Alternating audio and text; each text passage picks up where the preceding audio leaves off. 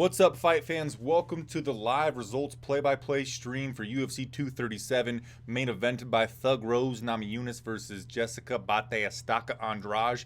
This video is brought to you by SB Nation MMA, which includes websites like MMA Mania and BloodyElbow.com, the only two websites in the entire world you'll ever need to visit to get your mixed martial arts news and needs and all of the anything that you want to know about mixed martial arts. Go to those websites. We've also got a special guest sponsor this week, and that is Thunderhead Brewing out of Kearney, Nebraska. I'm your host, Flying Brian J, and with me this time as a special guest is the Eddie Mercado. I like to call him Mr. Positivity, and he was just being really positive about the fights that we've already watched tonight, the prelim portion of this fight card. So Eddie, you'd give it a 4 out of 5? Yeah, I mean, we got tons of knockouts. People went completely unconscious, and whenever we get a bunch of those, it's a good night. So, yeah, I'm super happy. Yeah, just the way you phrase it makes me kind of feel bad about being a fan of this sport. Like, hey, man, there were a lot of people that got removed from their consciousness, and I loved it thoroughly. Yeah, I mean, you got to keep it real, man. That's what.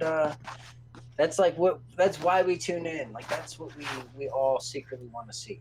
People just get wrecked, and we got that, so I'm happy. I'm looking forward to this pay-per-view, I suppose.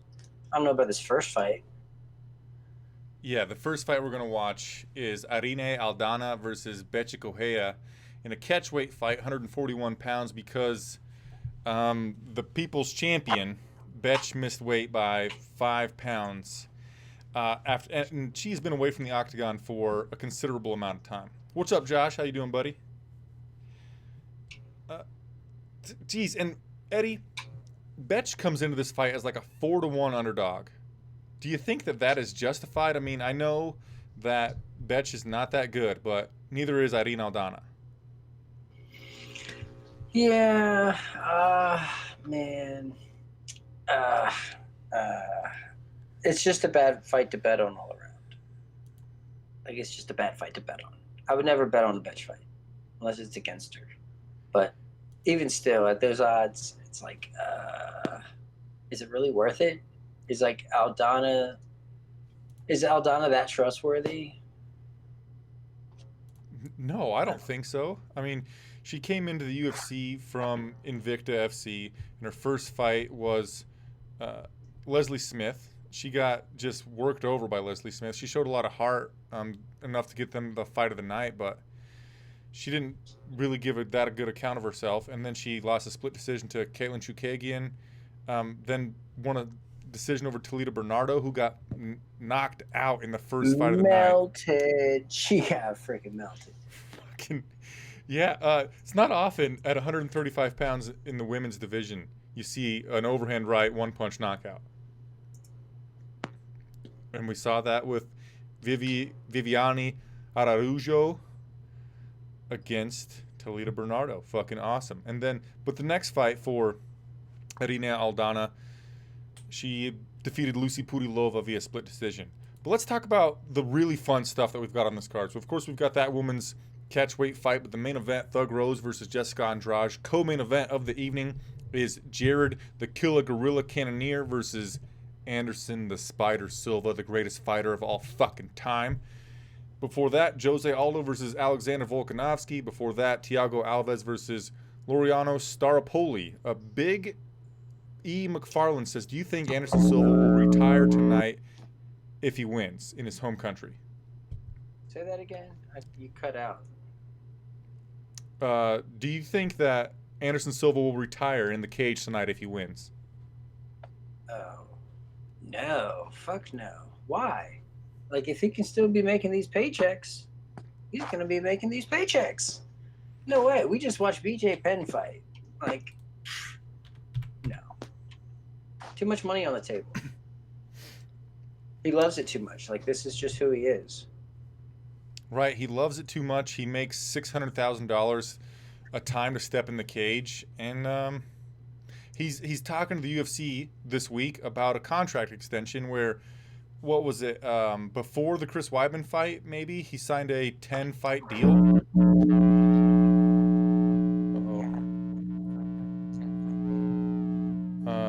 Hold on.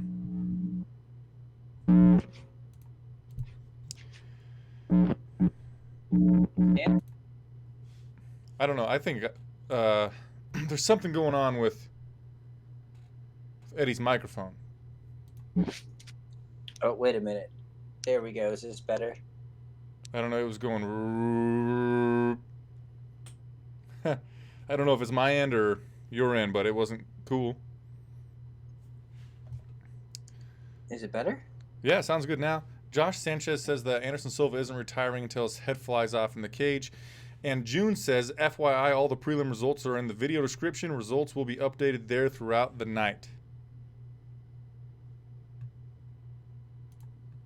Yeah, so thanks a lot, June. Right now, we've got Irene Aldana making her way to the octagon. I believe, yep, she's fighting out of the red corner. She's about to make her way to the SB Nation MMA prep point and get the Vaseline put on her face, her fingernails checked, and all of that jazz. I'm not really looking forward to this fight a whole lot. So let's keep talking about, or I'm going to at least... Well, yeah, I can't even believe this is on the... and you're a little ahead of me. Your stream is... You're a little bit ahead of me, I guess, by like a couple seconds. Couple seconds? Oh, I was lying. Like, right now, she just got her sweatshirt taken off. Shirt off now. Yeah, she's still a couple seconds ahead of me. Well, let me just pause for a minute or a second. 1001, 1002, 1003. She's got a shoe in her hand. Hoodie's coming off. Hoodie's coming off. Okay. Passing it off to her coach. Shirt's coming off. Passing it to the other coach. Shoe is coming off. Bam. Shoe in hand. Passed to the coach. Second shoe. Boom. Passed off. Socks. Okay, now we should be set. Okay. We should be set now. And we're going to be switching over. Right now we are in the post-fight show mode. We're going to switch over to the main card live view of this. Let me make sure that I don't show the fights. I'm going to switch over to the main card live. All right, we're going to go to UFC.com, and we will see the live stats there. Of course, I got the fight clock, and the background this time makes it look like Eddie and I are in Rio de Janeiro, Brazil ourselves. Oh, fancy pants. Where are you going to see the stats now? UFC.com. I'm going to try to, anywho. Just UFC.com? You go to the event? Yeah, UFC.com /events is where I'm at right now. And Namajunas versus Andrade. There it is. And we should be able to click on Irene Aldana and see the stats. There we go. Irene Aldana is 9-4.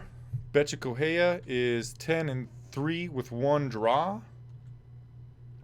Irene is 4 inches taller at 5'9", and she has a 4.5-inch reach advantage with her arms over Bethe Dancing Pitbull Correia.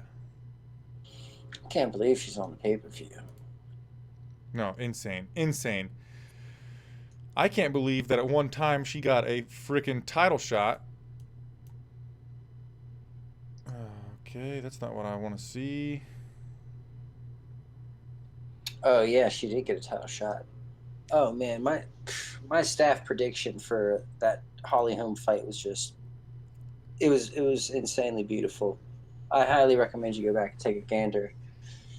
It's some of my best work, I'll say. It's that good. On which one? When she fought Holly Holm, I did the staff. When I chirped in for the staff predictions for Bloody Elbow. It was UFC Fight Night 111. It was good. Shit. There it is. Okay, there it is. Whew. Fucking. All right, now we're up to snuff. Okay, fight fans. So I'm going to try to do my best job of giving some play-by-play during this fight. Right now we've got some...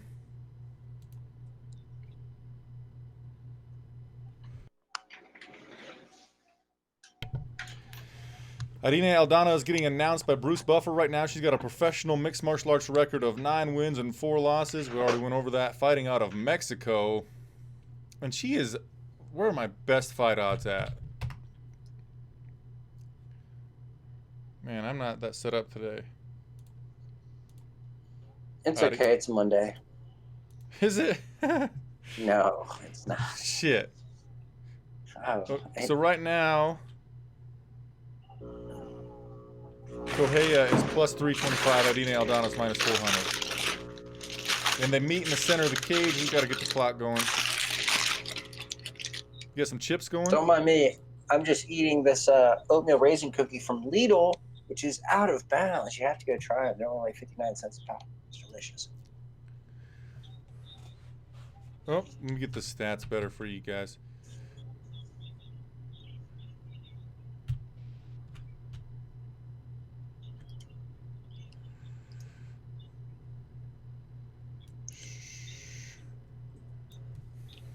There we go, pretty much.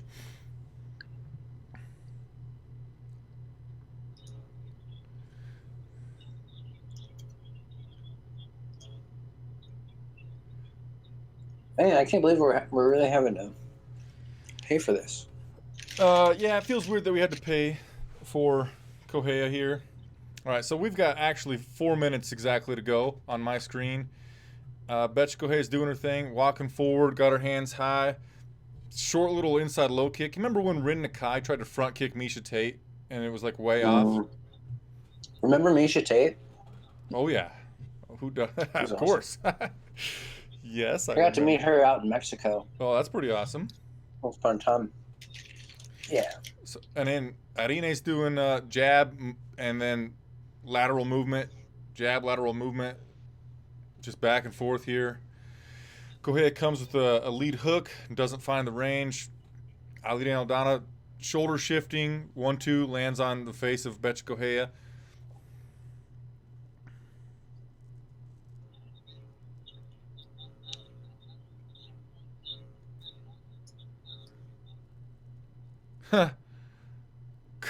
Big E McFarland says Carlos Diego Ferreira looks a lot different.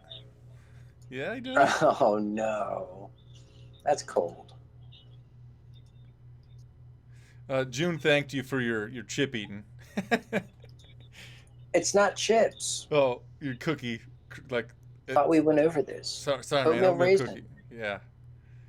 You know what's really disappointing in life? When you think you got a chocolate chip cookie and you bite into it and it's a fucking raisin. Awful. Hate it. Yeah, that's an amateur mistake, though. You're a professional. Not one you cookie make twice.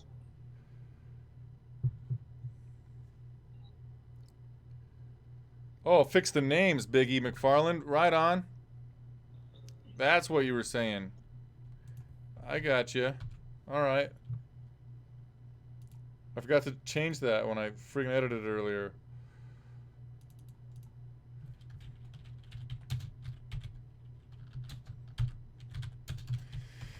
I'm going to quietly change this because there's not a lot going on in the fight anywho. Yeah, this fight sucks, and it's supposed to suck. We all expect it to suck. Well, I don't know why. I seriously don't know why it's on the main card. You know, because we lost Francisco Massaranduba Tronaldo versus Carlos Diego Ferreira. And then we just went ahead and put these guys on here anyway. This would have been a great, like, second fight on the Fight Pass prelims. Or like a Fight Pass opener. Yeah, sure. There you go, Big E. David Wilcox agrees with me on the biting into a cookie and its raisins thing. Yeah. Correia comes forward with a 3-2 combo. Tries to go in on a... She was trying to get a clinch, kind of like what she did to Ronda Rousey when Ronda knocked her out. She's just kind of got her head back and her arms just stretched out, not changing levels or anything. And she paid for it with a right straight from Irene Aldana.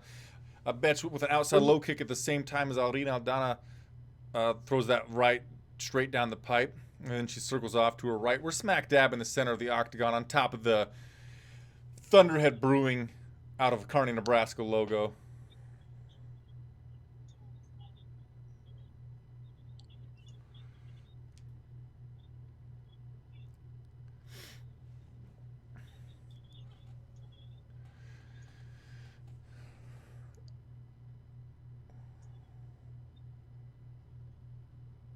Man, yeah, Irene Aldana is just 1-2ing, moving away, 1-2, move away. Correia just kind of marching forward, similar to what Priscilla Cachoeira did earlier.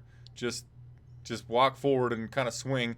Correia's swinging with more accuracy and with a little more technique than what Priscilla was doing earlier, but it's a very similar thing. Round 1, 10-9 in favor of Irene Aldana. Eddie? Oh, for sure. I mean, honestly, I gave up on Bethe when she got knocked out by Ronda. That's when I quit on her. So. Yeah, it's not a good look. You know what my favorite Bethe Correia performance was? No. When she got head kicked by Holly Holm. It was awesome. Fucking awesome. It was a great fight. Like, it was like great inverted performance, if you know what I mean. Yeah, she has a knack for getting knocked out spectacularly. Yeah, that's pretty cool. She's one of those. You gotta respect it.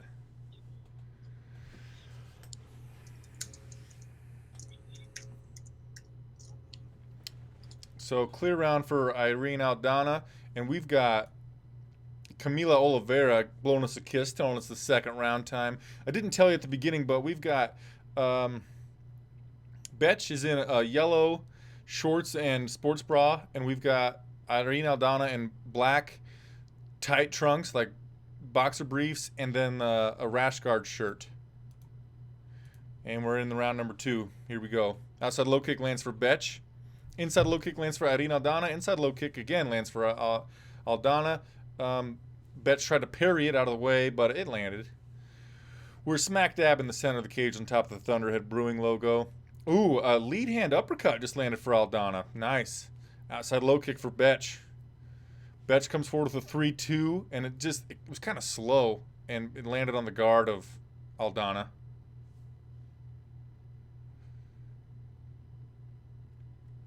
Big E McFarland says the fight basically, no one cares. C. Blanco, we can't show the fights. That's illegal, man. What I'm trying to do here is give you a radio-style, play-by-play broadcast to make you feel somewhat like you're watching or you're listening to the fights on the radio, old-school style, in the living room with your family.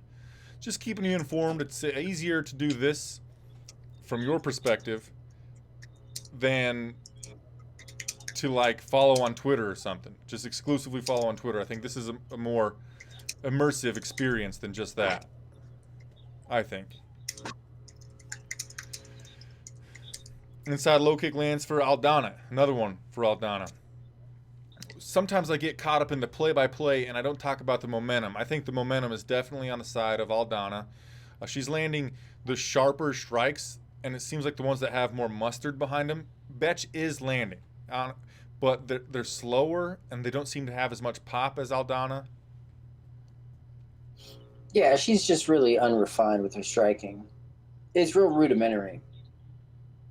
It's like she's moving and she's bouncing, but like it doesn't look like she's been. I don't know. There's just there's a big gap in the level of polish between the two of them.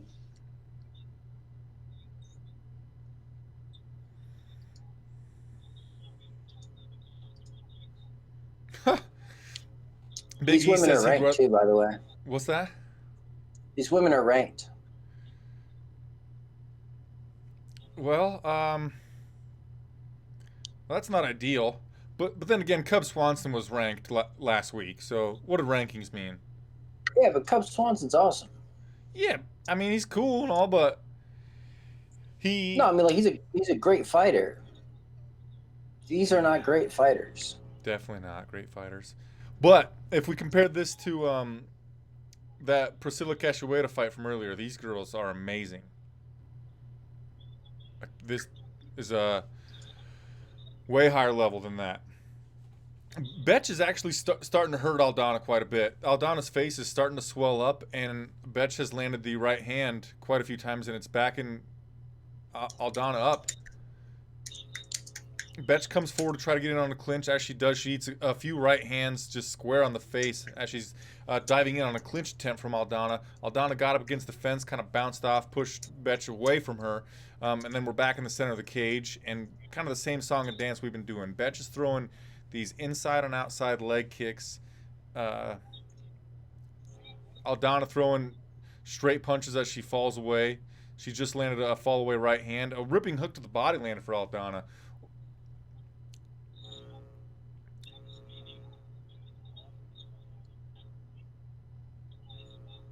I'm trying to listen to what. Yeah, shit. The strike count's way in favor of Bethe now. Yeah. Yeah, she's having a really good round. She's and a big left hook might have just hurt Aldana from Correia. And after she does that, she gets in on a clinch, searching for an inside trip takedown. Wow. Eddie, does it seem like Aldana's wilting a little bit?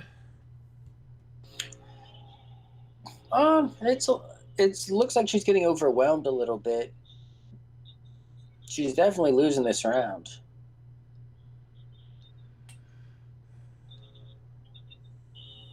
But it's not like she doesn't look out of it at all. It looks like she's just weathering the storm. Yeah, maybe. Liam Hughes says that Donald the Cowboy Cerrone is getting the college fund for Danger built up really fast because of the UFC 238 fight that just got booked with him against Tony El Cucuy Ferguson. What a delightful. Aldana at the end of the. Also confirmed Nate Diaz versus Anthony Pettis at 170 pounds. What? You didn't hear about this? No. Bro. Breaking news. Breaking news. Bro. Are you serious? This is the report. Anthony Pettis versus Nate Diaz at 170 pounds? When? They're saying UFC Anaheim in August. UFC 241? Kevin Ioli tweeted it out. I don't know about that. I'll believe it. I'll believe Nate Diaz is going to fight when he's in that fucking cage. Right? I mean, you can't trust that Nate Diaz. Go over to bloodyelbow.com to go check out the article about that. Is it from today? Like just now, dude. Like during tonight's broadcast. Fucking crazy. Okay. Where you been, bro? I've been setting up this stream, I guess, just missing out on all the cool stuff. So, that round clearly for Correia, and we are headed into the third and final with a tie ball game. And actually, if rounds were not scored equally, 10-9, 10-9, Correia had a better round than Irene did in the first round. But she sure did, but still not enough for me to care about this fight. Hey, Eddie, you're supposed to be Mr. Positivity, my dude. Come on now. That was positive. She had a good round. That's true. I forgot the clock. Man, actually, I'd rather talk about. Let's spend a little time. Going for it now. It's like, you know. I feel like I would just find myself rooting for her, but like, not for good reasons. I don't think. Rooting for Correia? Yeah. What are the reasons if they're not good? It's like I want to see like her like wonky, unrefined style actually persevere and find a way to get the job done. Because it shouldn't. So like seeing that actually happen is pretty unique. I said a little bit ago that it seemed like Aldana was landing with more power. Not the case. Earlier she was landing with more volume and they were sharper strikes. They seemed to land better than Correia's, but Correia's have more truck behind them. Well, yeah, she's also bringing them from her hip, whereas Aldana's really just coming down the middle with it when she is throwing. But it's like Aldana became gun shy once she started getting tagged a little bit. Yeah, and Correia does have a really solid base to throw those strikes from. You know, her lower half is heavy. Yeah, her striking is effective. It might not be the prettiest, but it's effective. Yeah, Bethe is actually turning up the violence and the pressure and making this fight pretty fun to watch. In my opinion, Eddie doesn't like it, but it's pretty dope. No, I mean it's a good fight, but this doesn't belong on the pay-per-view. I don't think. No, definitely not. I guess we could check on some Bellator at the same time. Is that show appropriate? Is it? AJ McKee must have just won. I don't know. Or do we want to give out those spoilers for the fans who are DVR in that or trying to watch it later? Well, the people that are with us live, let's ask them. Josh Sanchez, that both Ariel Helwani and Brett Okamoto have reported that Showtime versus Nate Diaz. Yep, so it's got to be true. But, okay, live viewers. I shit you not, my man. I shit you not. Do you want us to talk about Bellator as it happens to, or just the UFC?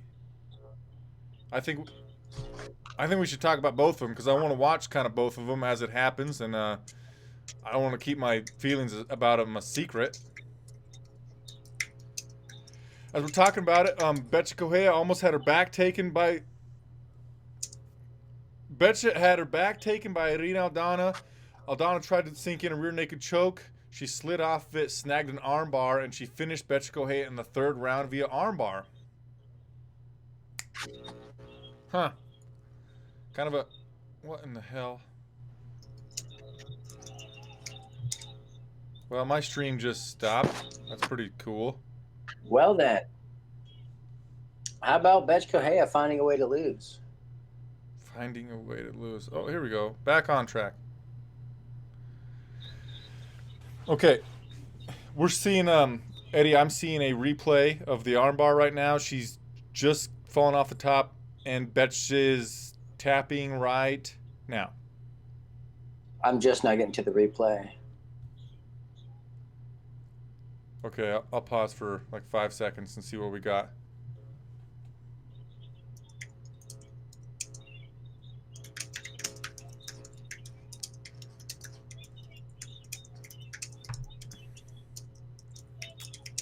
Okay, they say the live viewers say no spoilers, please. So, all right, we'll just I figured as much. Well, look at you, Eddie, Mr. Know-It-All. Well, we did a 6th round. Yeah, on my birthday. Last week. I think it might have been last week, and like we had to decide if we wanted to do spoilers or not. We went with no. We weren't going to do spoilers. Okay. What's the time on this? On what? This fight. What's the time? What do you mean, what's the time?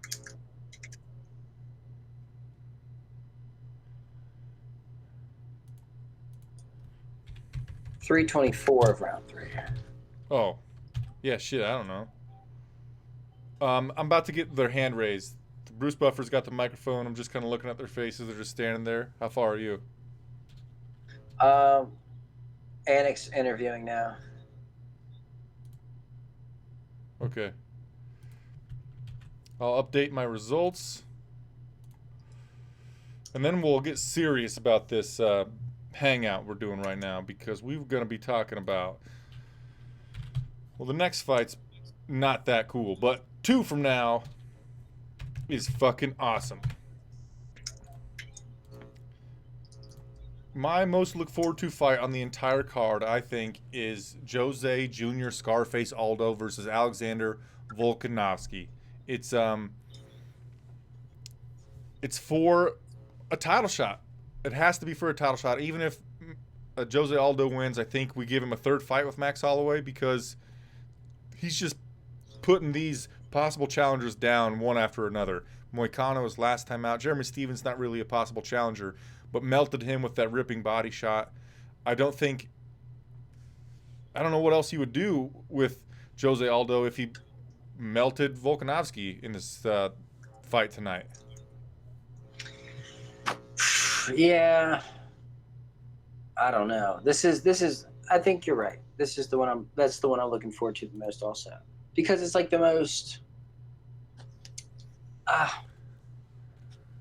don't know. I want to say this without disrespecting the strawweight division, but like Namajunas and Andrade doesn't give me butterflies the way Aldo Volkanovski does. No, absolutely Like, not. I just think there's a higher violence of potential in that yeah, featherweight fight. exactly. I know that Andrade hits like a fucking truck, especially for that division. I just think that there's a higher percentage of violence going to go down in that featherweight bout. And if Rose wins against Andrade, doesn't it seem likely that it's going to be kind of a point and run type of thing like Joanna did to her, to Andrade? I don't know. Rose is she can like knock people out. I don't know. She's like a low key finisher. We'll see.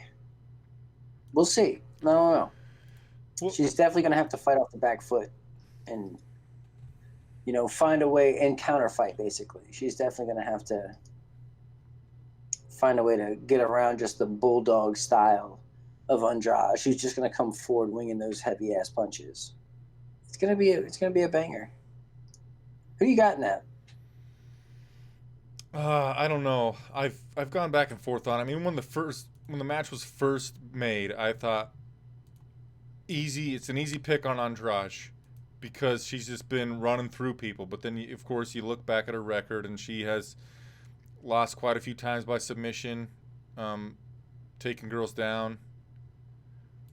I think that Rose is the better fighter. She's obviously the more well-rounded mixed martial artist, and she's a very intelligent fighter. For that reason, I'm going to go with Rose, and still. I'm with you. I'm biased. I like Trevor Whitman. I'm a Trevor Whitman fan. I think he's a genius. And this is interesting. This could very well be a bad style matchup for Rose. Like someone in Andrade is just going to really come forward and pressure her, and I don't know. But then again, I thought JJ was a bad matchup for Rose. I was wrong about that. I don't know. It's exciting. Yeah, I Rose used is to like do fight predictions, overproducer. and how Rose knocked out Joanna Jedrzejczyk in that fight. I called that in a fight prediction video, but I said if Rose were to win, it would be like this.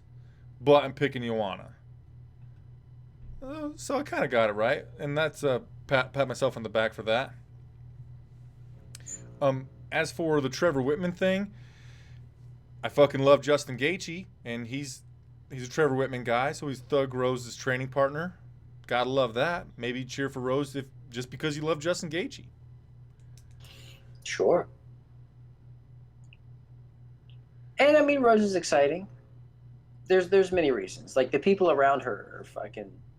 Like you got Pat Barry around her. You got Trevor Whitman, Justin Gaethje. She's surrounded by a lot of talent, a lot of fighters, and a lot of veterans who can really supply her with a lot of wisdom and elevate her game. I think she's surrounded by people who care about her and have invested in her. And that's what you need, man, at that level. Like it's a group effort. Like MMA is a solo sport. Yes, you're the only person in the cage or ring, yes. But it really does take a village to get people ready and prepare people properly, especially to perform at the highest level. So she's got a good thing going on. Yeah, I mean, you can't practice wrestling by yourself, and you have to have. Also, I know some people have been poo-pooing on Valentina Bullet Shevchenko lately, but that lady is Rose's primary training partner, right? That's a pretty big deal. Who's she training with? Trains with Valentina. Does she? Rose does? Yeah, Valentina goes out to Denver to especially practice her jiu-jitsu. Okay. Fair enough. I did not know that. At least on, I forget which UFC countdown it was, but they showed them at 303 jiu-jitsu or something, training together. You can check me on it. That's pretty cool. Oh, no. I'm going to take your word for it. I'm just typing up something for Bloody Elbow real quick. Tony Ferguson versus Donald the Cowboy Cerrone. It's going down June the 8th, live and on pay-per-view at UFC 238. UFC 238 is headlined by... Isn't Johnny Bones Jones? No, it's Henry Cejudo versus Magic Marlon Moraes. Co-main event is women's flyweight fight Valentina Shevchenko versus Jéssica Eye.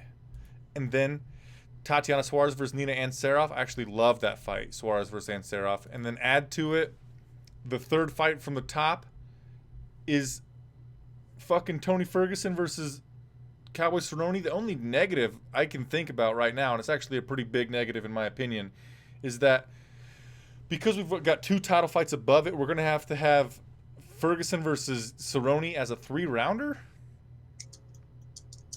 No, there must be a title on the line, right? Between Ferguson and Cowboy? Yeah, no? Nope.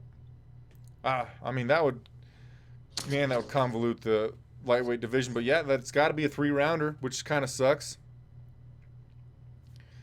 Because... yeah, that kind of sucks, but great fight. I wish it was 5 rounds. Throw a fucking belt on it so we can get it 5 rounds, right? How is Tony Ferguson not a champion? I don't understand that. He got stripped of his belt a long time ago, man. That's some bullshit. Let's see. What does Wikipedia say? Little fun fact, Tony Ferguson has not lost since I met him, by the way. This was September of 2014. Little fun fact. Taking partial credit. Yeah. April 7th of 2008, UFC 233, Ferguson was supposed to fight Khabib Nurmagomedov, but he was forced to withdraw, and that caused him to be stripped of his belt. Oh, Lordy. Yeah, so I was talking last week on the post-fight show. There are 3 dudes that have claim to the UFC lightweight championship. Nurmi, Poirier, and Ferguson. Yeah, it's bullshit. And then what would be super bullshit is if Conor McGregor was like, and I'm getting the next title shot just because I'm Conor McGregor.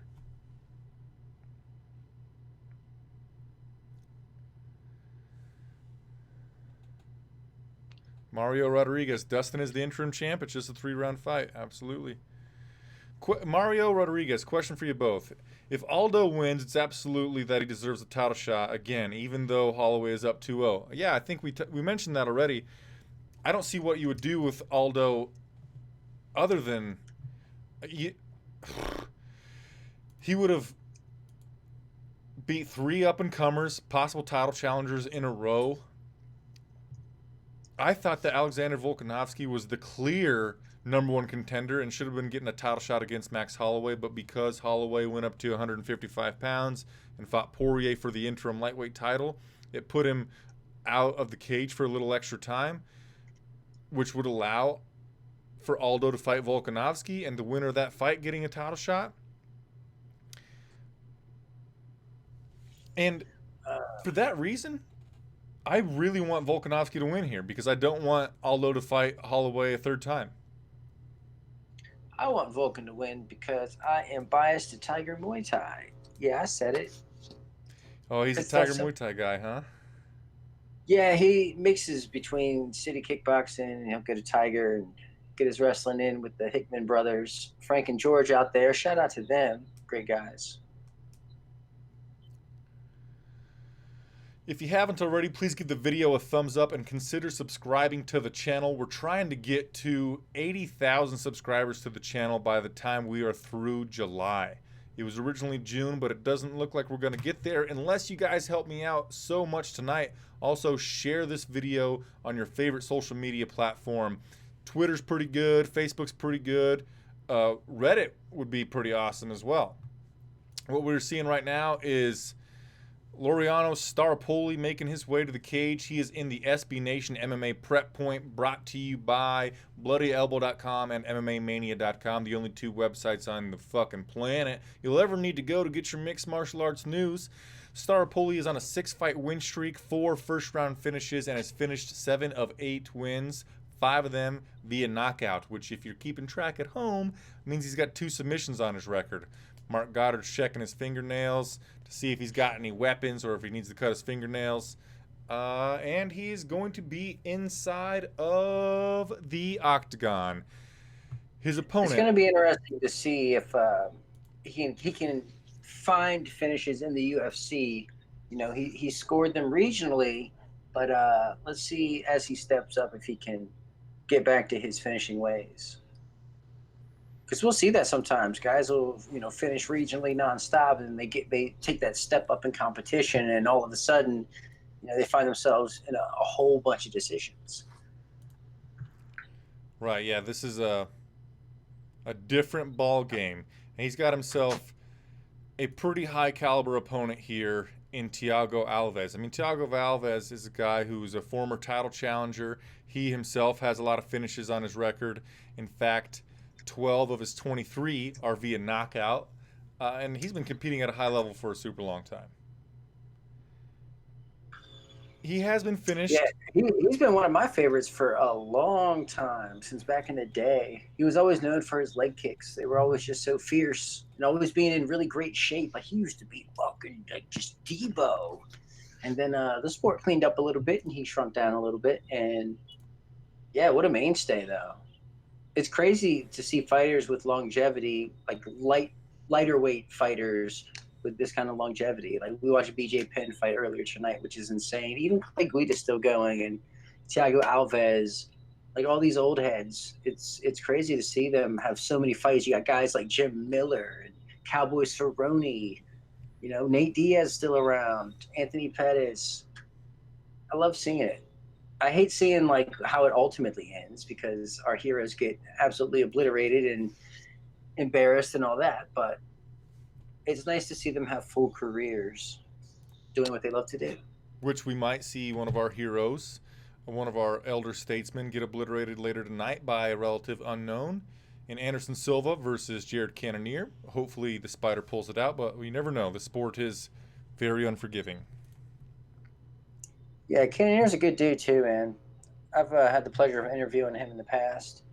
Stand-up guy. I interviewed him back when he was still working his job for the airlines, and he was like, "Yeah, man, unless the UFC pays me enough to, compensate me as well as pay for insurance for my children and all that, like, there's no way I can leave this government job." And they finally came out of pocket, and look at Bruce looking all snazzy. Look at him. Look at this guy. Right now, Bruce is looking at Thiago Alves. How far are you? He's looking at Staropoli.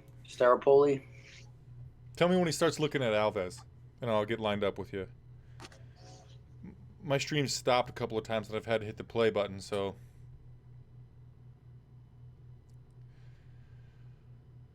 I've got Yeah, I Thiago. should probably refresh. Oh, he's looking at Alves coming up now, doing his praying thing. Okay, we're pretty close to each other.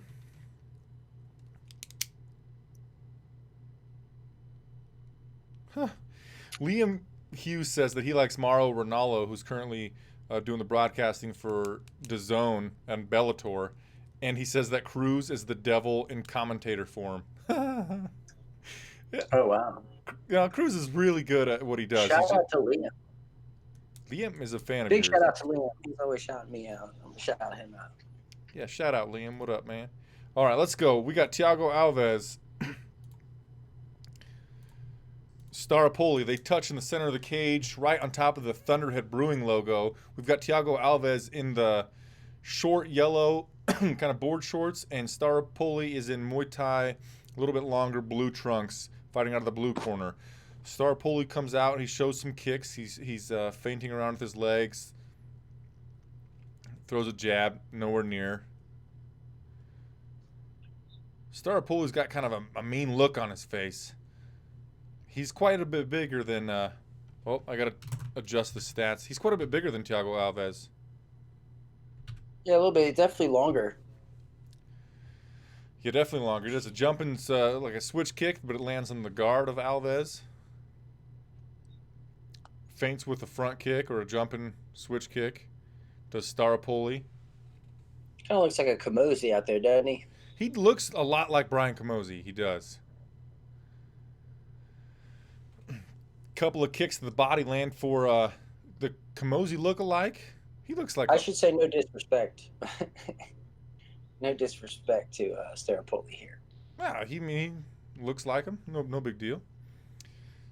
Smack dab in the center of the cage. Alves comes forward with a pump and jab and a two behind it in the orthodox stance. None of it found its range. Left high kick caught the guard of Alves from Staropoli. Outside low kick lands for Staropoli. Thiago's just kind of using some footwork, feinting his hands around, keeping his guard really high. He just moved out of the way of a couple of spinning kicks from Staropoli. None of it found its range. Oh! As Alves came in on a combination, Staropoli countered with a right straight that might have stung Alves a little bit. Yeah, that left uppercut clipped him. It's kind of been like the punch of the night. Yeah, the uppercut. Yep. Similar to what Span knocked out Nog with. And Worley Alves yeah. tagged old Sergio Moraes with it.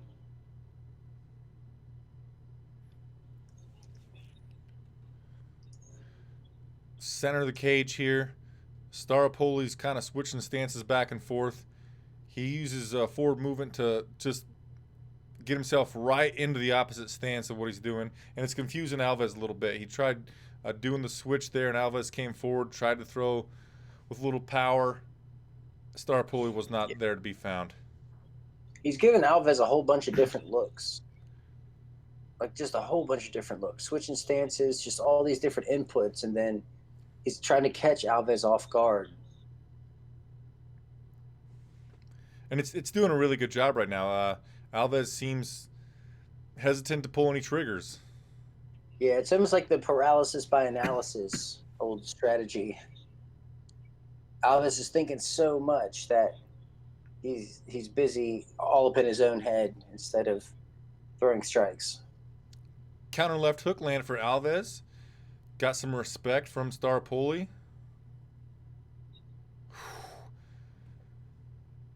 Jab to the body, Yeah, two to the head, one to the head. Just Alves landed has for always Staropoli. been known for his technique. Like it's always been fundamentally sound. His striking's always been pretty good. Always kept his hands high.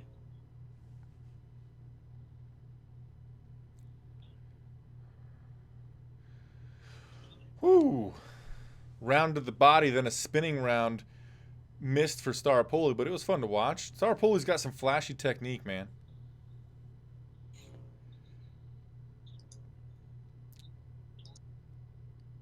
I don't know. I get the sense that Alves probably has the more pop in his hands, and if he just catches Staropoli napping on one of his flashy techniques, he could get this fight won. But Staropoli's in full control of the fight up until this point.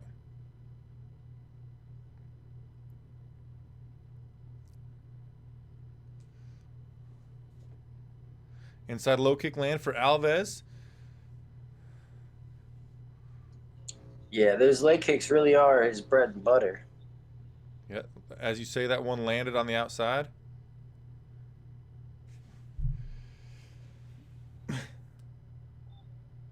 Did John Anik just say Staropoli?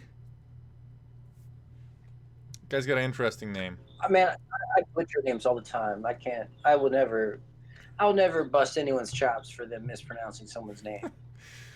I'm terrible at it. I was just landed a counter right straight that the crowd reacted to. I reacted to. It was a pretty powerful shot, but I think that he lost that first round. 10-9 Staropoli. It was very close, but yeah. Staropoli was definitely the busier fighter.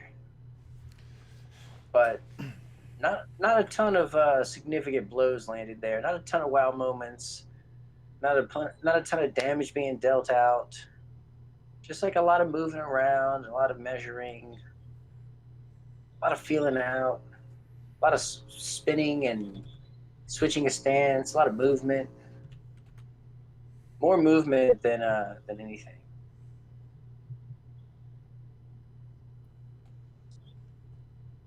No spoilers, Liam. I know what you're talking about, buddy. No spoilers, though. We are about to head to round number 2 between Thiago Alves and Staropoli. Let me get this. Oh, fuck's my round number 2 thing.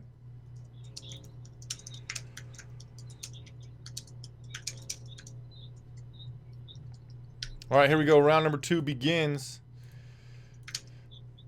Alves is the one moving forward. They trade kicks.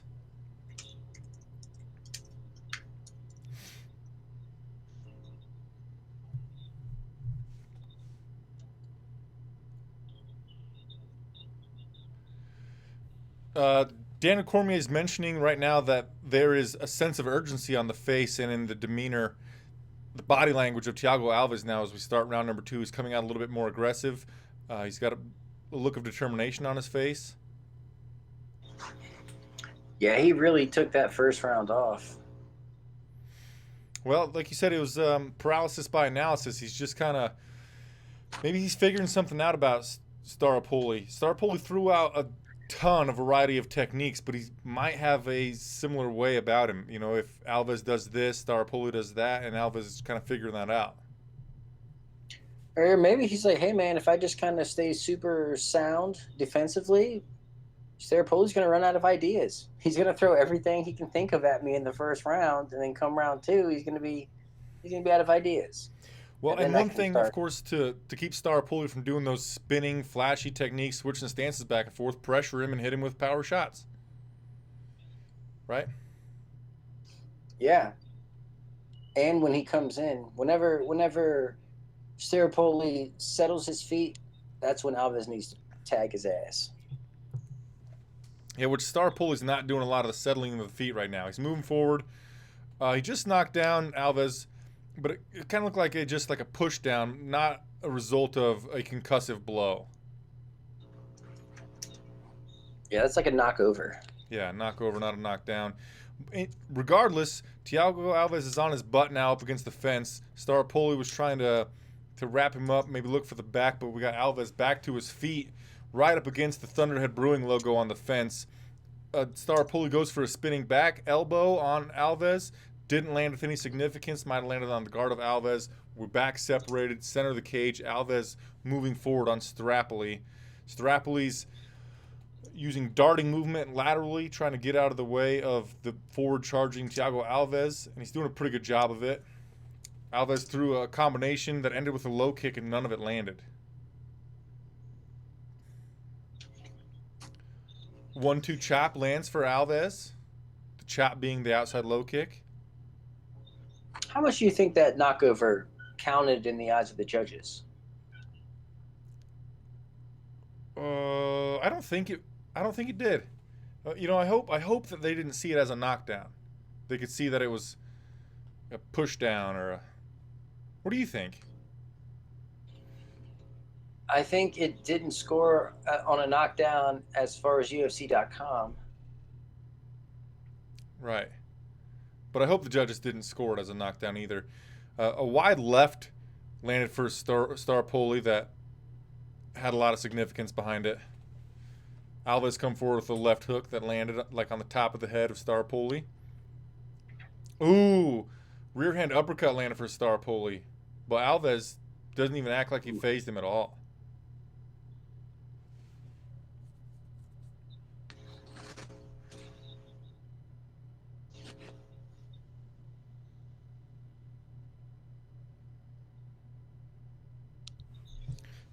Daniel Cormier's mentioning the uppercut combinations that Staropoli's throwing in it.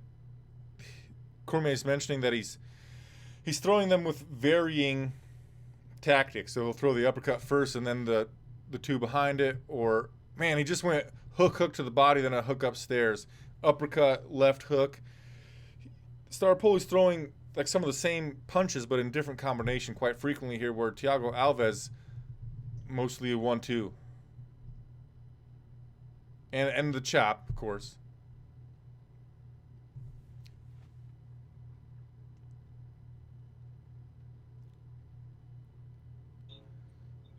Is this a pay-per-view fight? Yeah. Should it be? No. Should this be a pay-per-view fight? No, absolutely not. But I think that's what we got in today's UFC.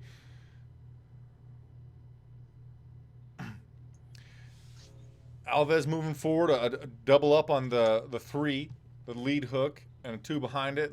I think all 3 of them landed, but not with a lot of mustard behind them. Staropoli 2-0. I think so.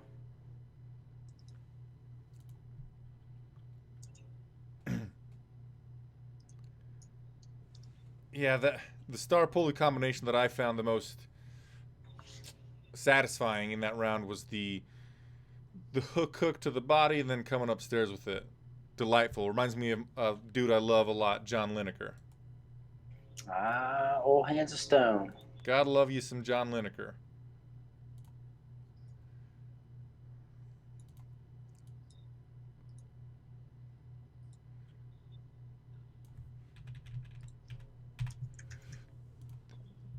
Thiago Alves' corner told him just to keep his striking simple. A couple of jabs and a cross. That's what he's been doing this whole time. Oh, man. Oh, what can you do? And they said, keep it simple, double jab and a cross. And they also said, we just need 5 more minutes out of you. Well, if you think it's one apiece, then they're right. I guess, but... Right? They're saying, hey, stay fundamental. Keep it basic. Stick to your jab. Win this round. Well, and we saw last time out, Thiago Alves, in his home country, in his hometown even, against Max Griffin, got kind of a controversial decision. Maybe they're counting on the judges being on the side here again. But we're at the beginning of the 3rd round here. We got a kind of a firefight, and as Staropoli moves forward, Thiago Alves went in on a takedown, and he's got Staropoli on his butt up against the fence. Sorry, I didn't start the clock. Staropoli's back to his feet, backs out of the back control of Thiago Alves, and we're back in the center of the cage, right on top of the Thunderhead Brewing logo.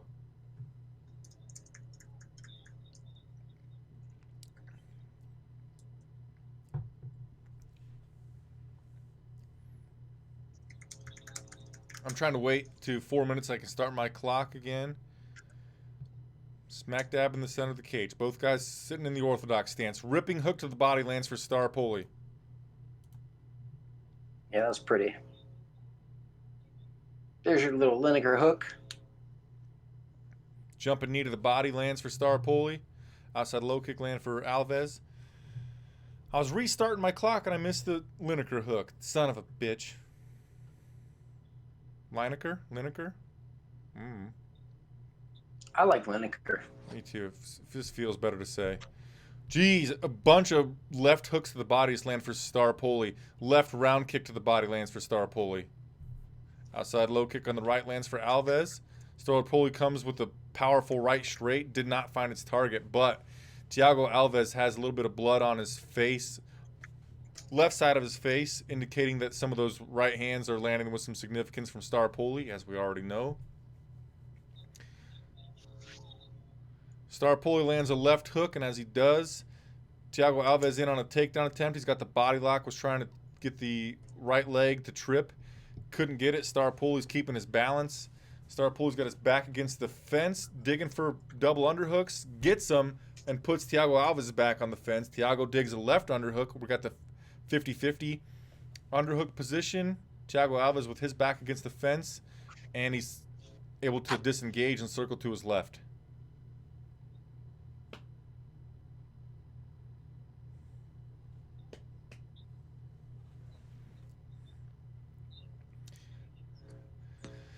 Jab lands. Well, this is definitely a fight. Oh yeah. It's a pretty it's been a pretty interesting fight actually. There hasn't been a lot of ebb and a lot of flow but there is an interesting dynamic in, like you said, the paralysis by analysis from Thiago Alves, the more solid, fundamentally driven attack and the 1-2s and the outside low kicks, and then Staropoli out there doing his best impression of Yair Rodriguez at 170 pounds. I just want to see a knockdown or something, like a real one. Yeah, that'd be pretty cool. Staropoli come forward with a jab, and then as he came forward, he turned it into an upward elbow. Didn't land the upward elbow, but it was a fun-looking technique. Left hook to the body lands for Staropoli, and then the overhand right behind it stung Alves. Didn't hurt him, but definitely stung him.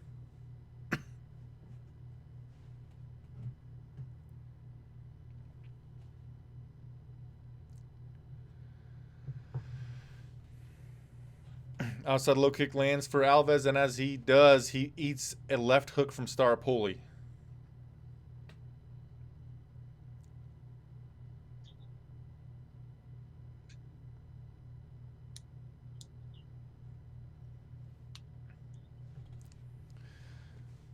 Left kick to the body lands for Alves.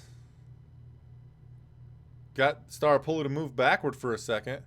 Ooh, knee to the face lands for Alves. And he might have Staropoli hurt. Thiago Alves thinks he smells blood in the water, and he's pursuing Staropoli pretty heavily right now. Staropoli's moving a darting lateral movement to get out of the forward pressure of Thiago Alves, but outside low kick lands for Alves.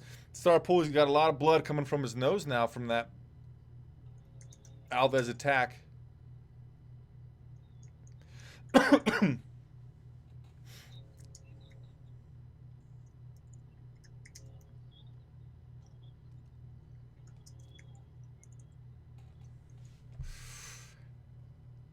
Ooh, right straight, left hook behind it lands for Thiago Alves. I think Alves might have got the third round. What do you think, Eddie?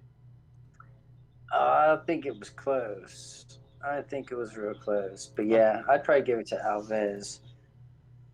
Because it was okay. I'm still bummed this is even on the pay-per-view. I feel like I'm so down on this. Why do I feel so down on this? How many pay-per-view buys do you think this card will generate? I don't know. I heard the last one did really bad. Yeah, do you think this one does better or worse than the last one? I don't know, man. I don't know if like being in Brazil changes anything. I don't think they have pay-per-view in Brazil, right?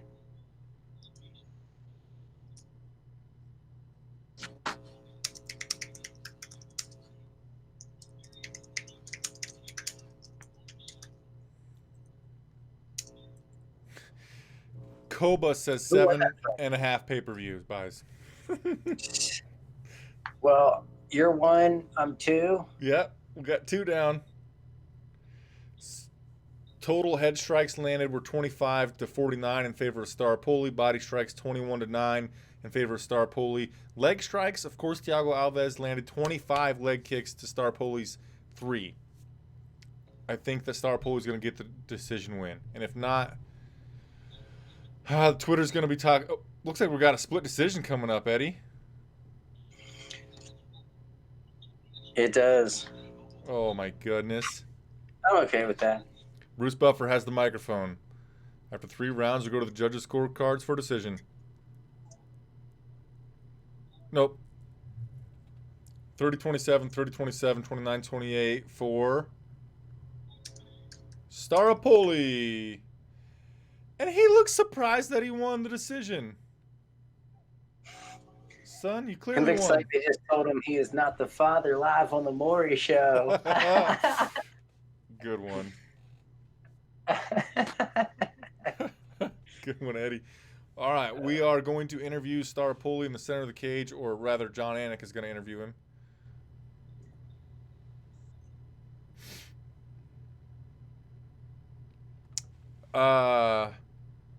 So where's Staropoli from? Argentina, I think. Okay, so our Portuguese translators can talk to him too. All right, cool. Portuguese translator. That guy's pretty good. Chute box. Gotta love chute box. He says he knew it was going to be a tough fight against a legend like Thiago Alves. And Staropoli says he's representing Brazil as well. Argentina and Brazil as well.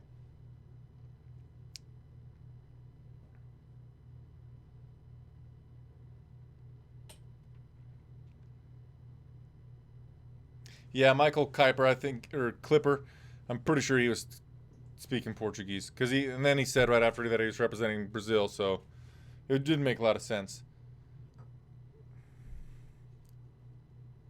And now he's talking Spanish.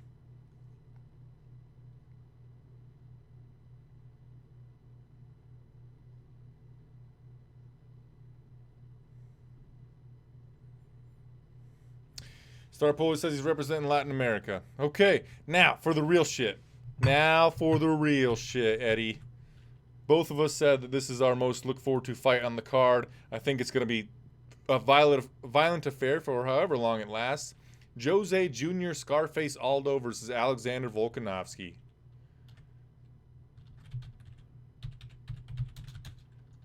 It's about time. I'm trying to update the results on the stream. Staropoli defeated Alves via decision. Up now.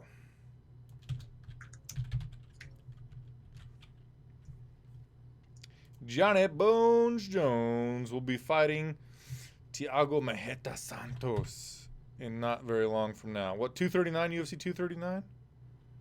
What in the fuck?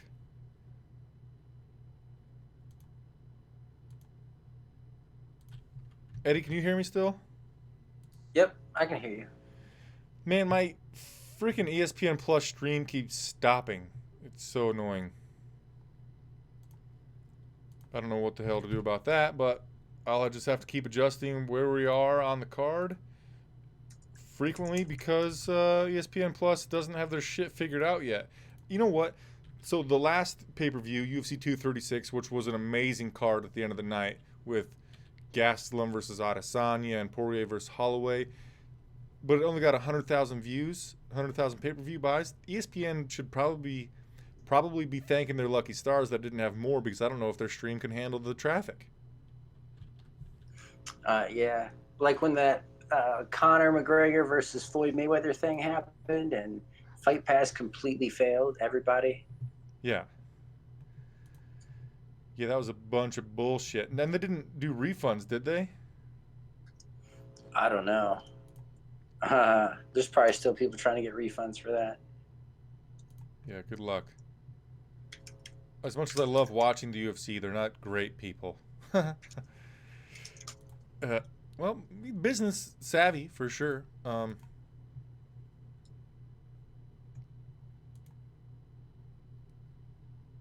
Let's talk about the tale of the tape between Aldo and Alexander Volkanovski. Aldo is the veteran, 28 wins, 4 losses, 19-1 for Volkanovski.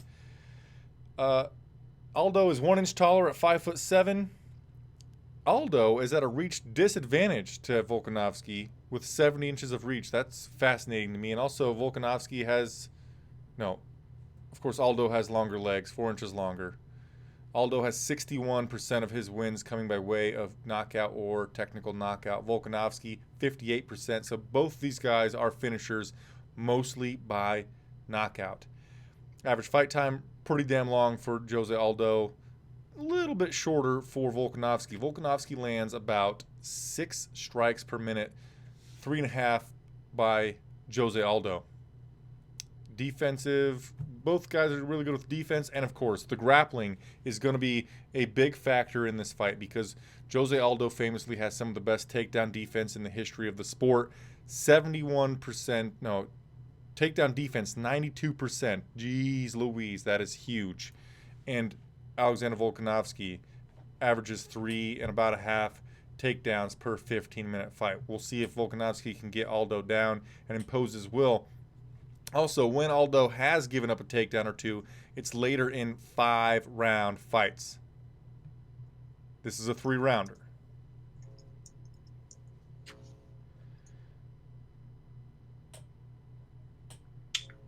Josh Yeah, Sanchez. she doesn't lose many 3-round fights. No, it's like he doesn't have the best gas tank for 5-rounders, but he only needs to have a gas tank for about 2.5 rounds, maybe 2.25 to win a 3-round decision, and he hasn't even needed that his last 2 times out.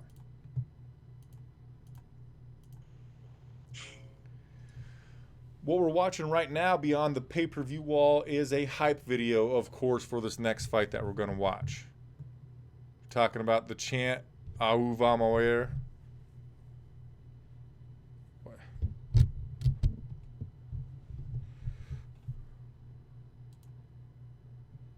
Only my... Yeah, what are you that's one of the most unique things to MMA is that chant. Do you know if they do that for soccer too, or is it just MMA? I don't know, but I hope they do it for soccer too. For some reason, my ESPN Plus stream is only coming out of the left audio channel now. What the fuck? You're coming out of both audio channels, but the ESPN Plus only out of the left. I'm not liking this transition a whole lot. Yeah, I guess it's growing pains, man. I remember Fight Pass was really bad when it first came out. Michael Clipper says that he heard that Au va morir started as... I think he's making this up. It's funny either way.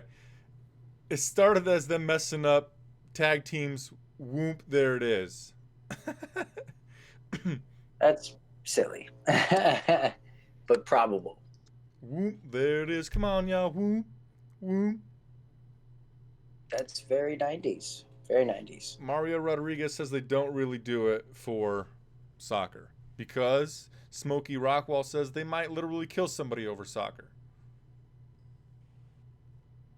I guess that's fair. They take soccer a little more seriously than mixed martial arts over there. Down there. Yeah, that's weird too.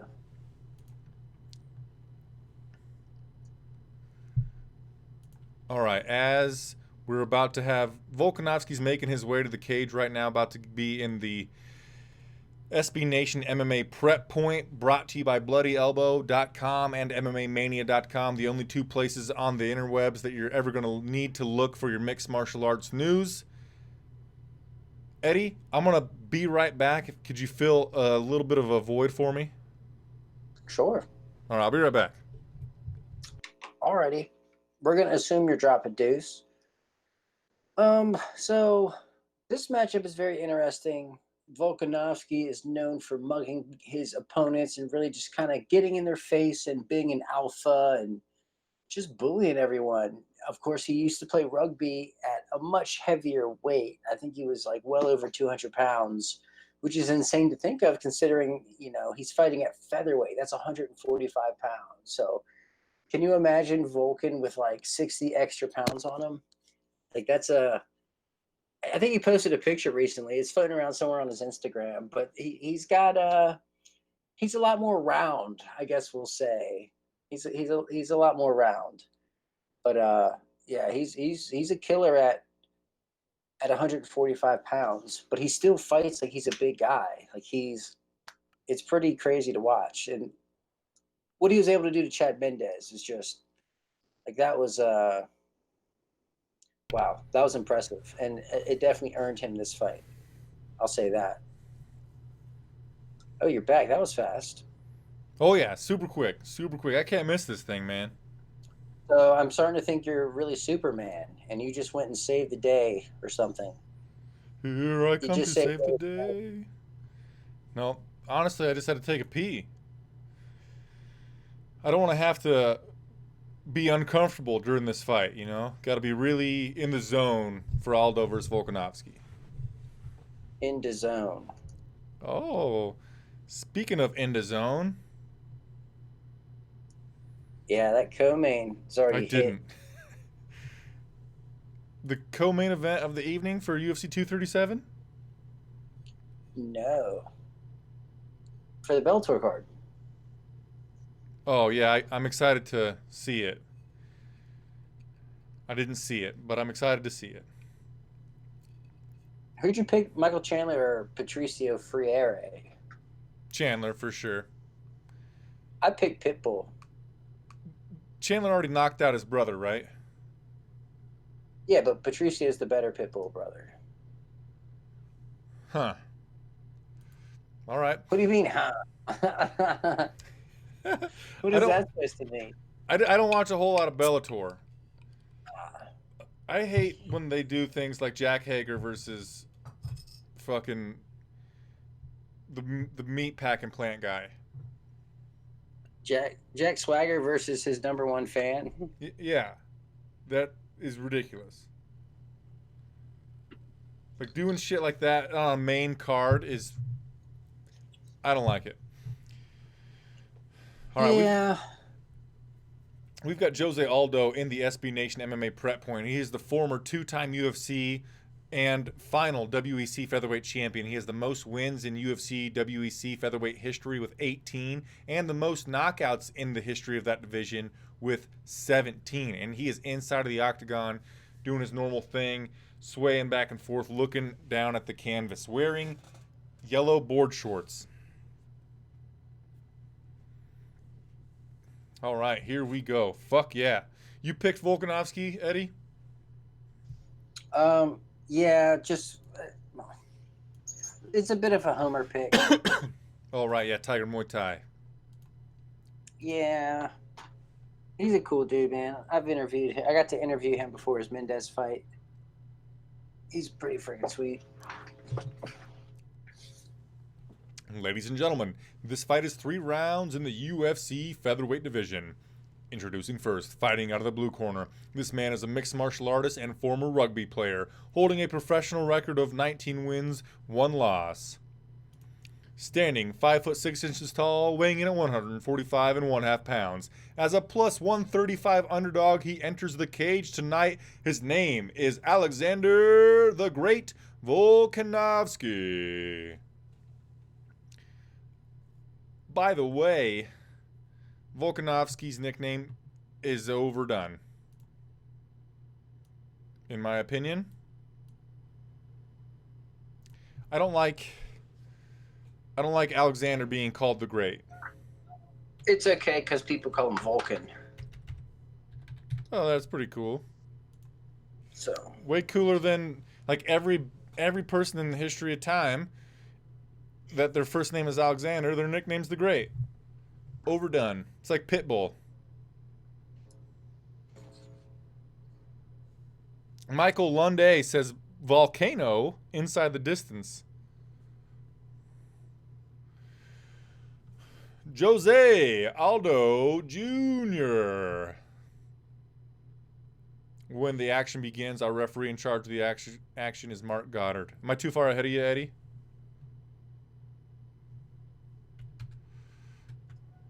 yeah, they're still introducing Aldo. Okay, I'm going to pause mine for a second.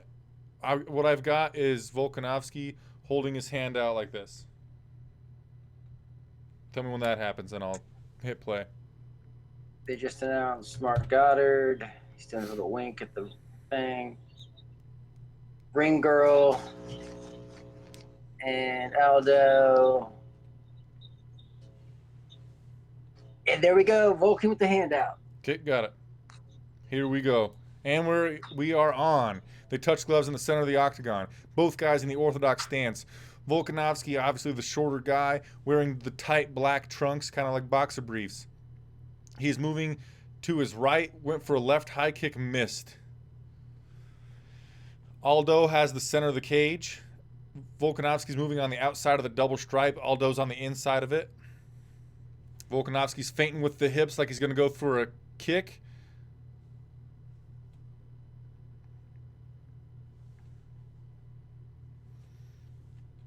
Volkanovski feinting with his hands a lot too. Just moving his hands around a lot. Inside low kick lands for Volkanovski. He's moving to his right.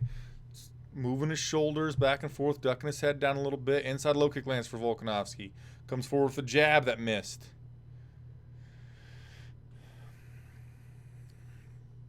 Outside low kick misses for Jose Aldo, and Volkanovski smiles about it. Left kick to the body lands for Volkanovski. Outside low kick lands for Volkanovski.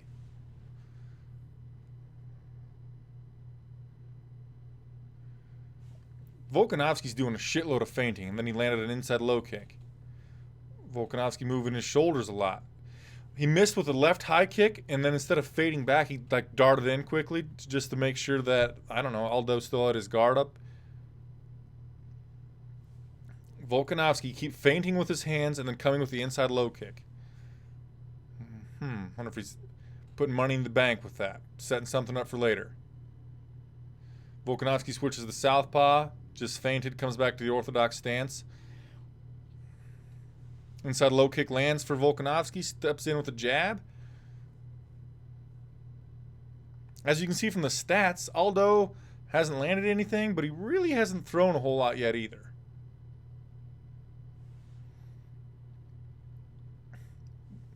Lead hook on the guard of Volkanovski. Aldo threw that.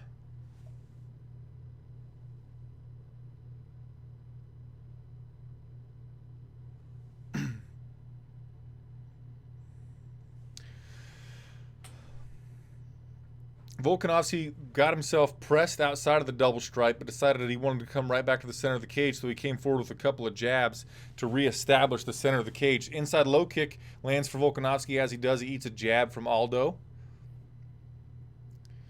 Whoa, lead left hook to inside low kick lands for Volkanovski.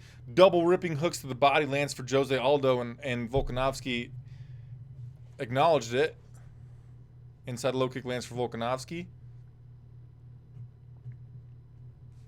Au, vai moer, au, vai moer, au, vai moer. Chants going on in the crowd right now. Inside low kick lands for Volkanovski. Jab to the body lands for Volkanovski.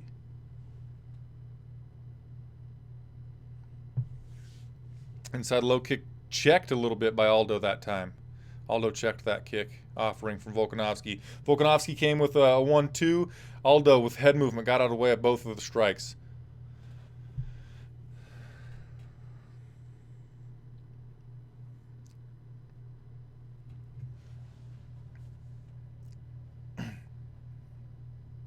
Left hook land for Volkanovski, and now he's got Aldo on the outside of the double stripe. Spinning back fist attempt by Volkanovski.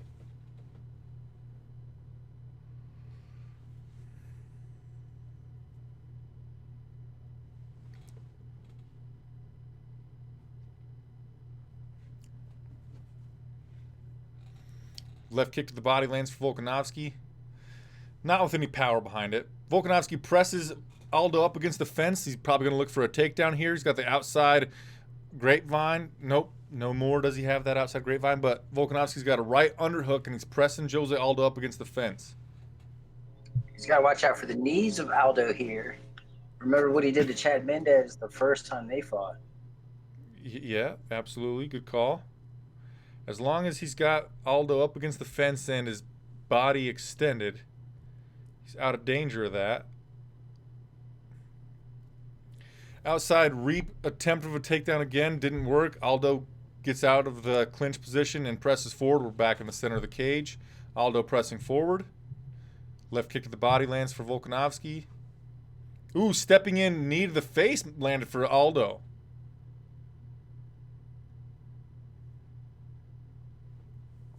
But Volkanovski unfazed by it. Round one for Volkanovski. And he is pumped about it. Yeah, let's go. Yeah, Volkanovski was the one. He was just more busy. He threw more volume. Aldo really just kind of settled in, took his time, and just didn't do too much. Didn't get himself hurt. Didn't do anything silly to like overextend on anything. Gave up the round for sure, which is, you know, in 3 rounds, you don't really want to be dropping rounds. But he didn't really sustain any real damage in that round. So no, but neither did Volkan. Yeah, neither guy absorbed any damage, but it was Volkan who was the more active fighter, and I'm kind of wondering why Aldo didn't pull the trigger more often. There were a lot of feints coming his way, I guess. A lot of feints coming his way. Here we go, getting ready for round number 2. Volkanovski puts his hand out like we're going to touch gloves, my dude.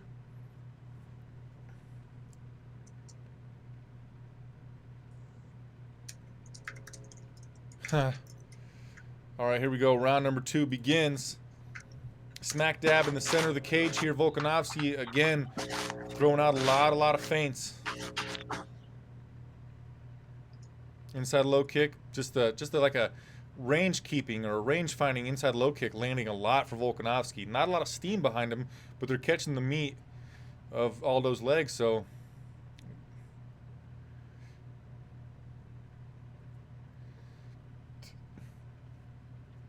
as Dominic Cruz is talking about, that low kick is making Volkanovski longer because he can get in tight with that inside low kick, get in closer, and then fire the right hand behind it. And as Dominic Cruz was saying, that actually happened. Inside low kick lands for Volkanovski. He's using that same leg to go at the inside of the thigh of Aldo, and then also he comes upstairs with it quite a bit. The lead leg. Not upstairs, mid-range to the body. Another one lands. 2 ripping hooks attempted by Aldo, neither of them landed.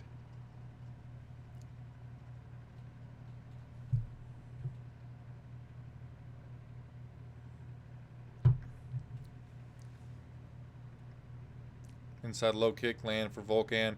The one at the body landed for Volkan. Not Volkan, Uzdemir. I can't call him Volkan because it makes me think of Uzdemir. A big jab from Aldo. What's that? Volcano is good. Yeah, Volcano's pretty good. Volkanovski, left high kick for Volkanovski. Goes in on a clinch and eats a knee to the body from Jose Aldo. Ooh. Outside low kick, right straight, jab behind it, all landed for Volkanovski. Jab lands for Aldo. Oh, vai moer.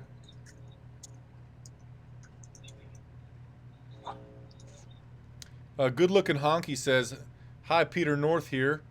Old porn star, great stream." I know that's a reference to you, Eddie. Oh, that brings us way back. Big jab to snap the head back of Aldo from Volkanovski. Volkanovski's feinting with his leg now, the lead leg, doing kind of that Muay Thai step thing, and also feinting a lot with his hands. And it's got Aldo like hesitant.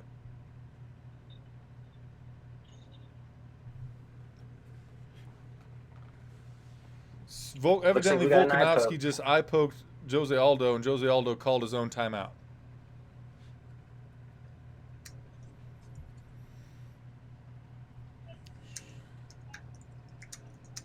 Let's see the replay here, Mark Goddard, buddy. I know he doesn't have control of that, but I want to see the replay.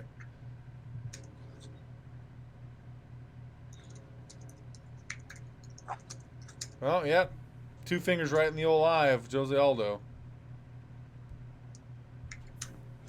And Mark Goddard gave Volkanovski a verbal warning. They touch gloves and let's get back going.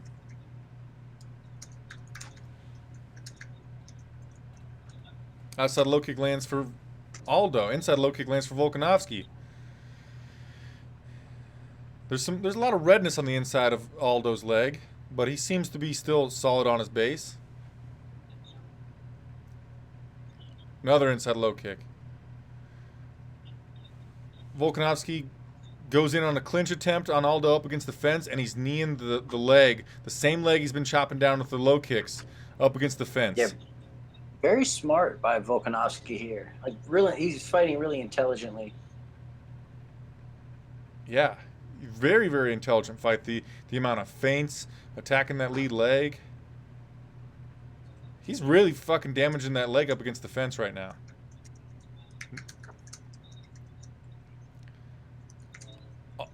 Aldo was able to get double underhooks, and he clasped his hand behind the back of Volkanovski. He's looking for a takedown attempt, is Aldo.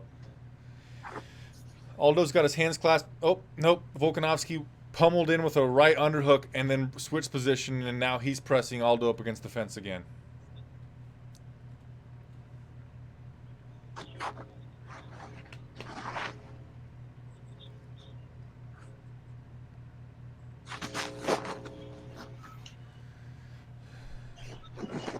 Hey, June, block J213. Thank you. What'd he say? I don't know. He said he just kept saying, "You look like Chucky from the Rugrats. Chucky from the Rugrats looking ass." Don't block him. He's got to let him go. ride. He's got to go. Chucky from the Rugrats. It doesn't even make sense. But I don't even know, man. But just get him out of here. I have a no tolerance policy. That's fair. No warnings. No Rugrat references. Like, just don't say any diss, like, at all. Yeah, I don't like it. I don't have to deal with it. Done, gone. Anyway, It's fair. 2-0 Alexander Volkanovski. It's true. Vulcan's doing his thing. He's beginning to grind on Aldo here. Like, he's starting to grind away. Let's see if he can keep this pace up. 5 more minutes. Looks like We're gonna have to see an extremely violent Jose Aldo in this 3rd round if he's gonna win. if that happened, it would make the fight card a little better because I love ebbs and flows. But like Josh Sanchez says, Aldo's looks like the more tired fighter, the guy with less in the tank going into this 3rd and final round. Yeah, Vulcan's a workhorse, man. He doesn't get tired. He's got the cardio of Clay Guida, the power of Chad Mendez, and the feinting and faking of Israel Adesanya. I know it's a little severe. That last one, I couldn't think of a better one. A little bit of elite, but all right. I'll let you live. So Aldo's moving. I forgot the fucking clock.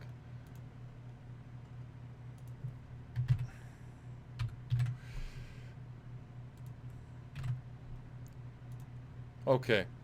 So we've got Jose Aldo, the one moving forward on Volkanovski, of course.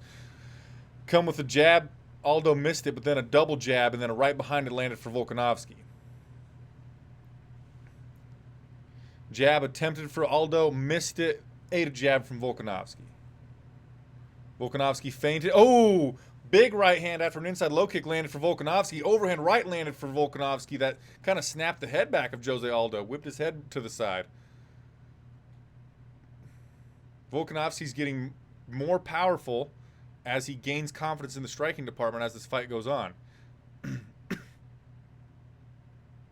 Now Volkanovski pressing Jose Aldo up against the fence. Did Volkanovski just grab the fence when he's pressing Jose up against it? I think he did. I couldn't tell if it was like a full-on grab or if he was just kind of resting his hand against it. It looked a little too blatant to be an actual grab, but it happens. I don't know. As we speak, Volkanovski's peppering that leg of Jose Aldo up in the clinch, up against the fence, right on top of the Thunderhead Brewing logo on the cage. Mark Goddard asking for work. He didn't have to separate them. They separated themselves. But come on, Mark. And my stream just fucking stopped again. Yikes. Yeah, what do I got to do to make that not happen? What browser are you using? Chrome? You? I'm using the Safari. Oh, I didn't get the clock started? Son of a bitch. Safari? Vulcan's doing a really good job of throwing volume until he's close enough to clinch up with Aldo. And then he'll phase shift and then look to grind against the cage. Yeah. John Anik's talking about the lack of volume from Jose Aldo, and I think that it's like you said in the last fight, it's paralysis by analysis. Volkanovski's throwing too many feints out, too much. There's too much that he's inputting on Jose Aldo that Jose can't get off on his big strikes because he's always got something coming his way from Volkanovski. It's not Max Holloway pressure where it's volume punching, but it's constant activity. Yeah, it's grinding. It's pure grinding. But it's grinding with also being able to strike on the feet. So the grind starts in open space, and it goes from open space striking to the clinch to up against the fence, and then it's rinse and repeat. That's tough to deal with, man. And clearly, Aldo's having a great deal of issue dealing with it. He only landed 9 strikes in the first round, 20-48 in favor of Volkanovski in the second. And as of right now, Aldo's only landed 8 strikes in the third round. Yikes.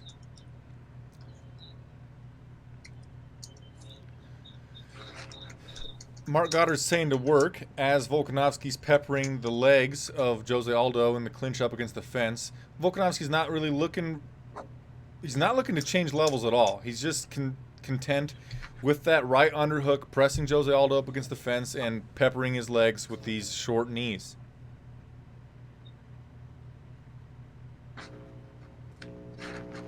Josh Sanchez says if Anderson Silva also puts up a stinker, he's going to cry.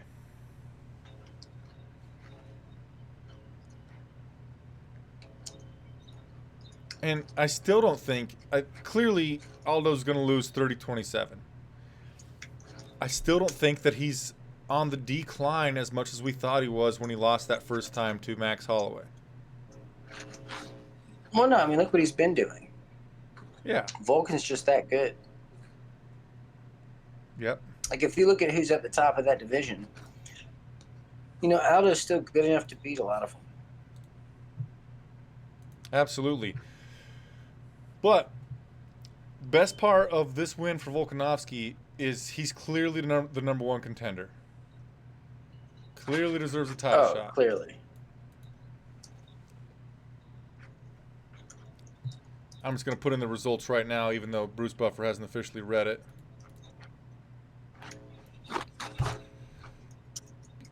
Because if Volkanovski doesn't get the decision, it'd be the biggest robbery in the history of the sport.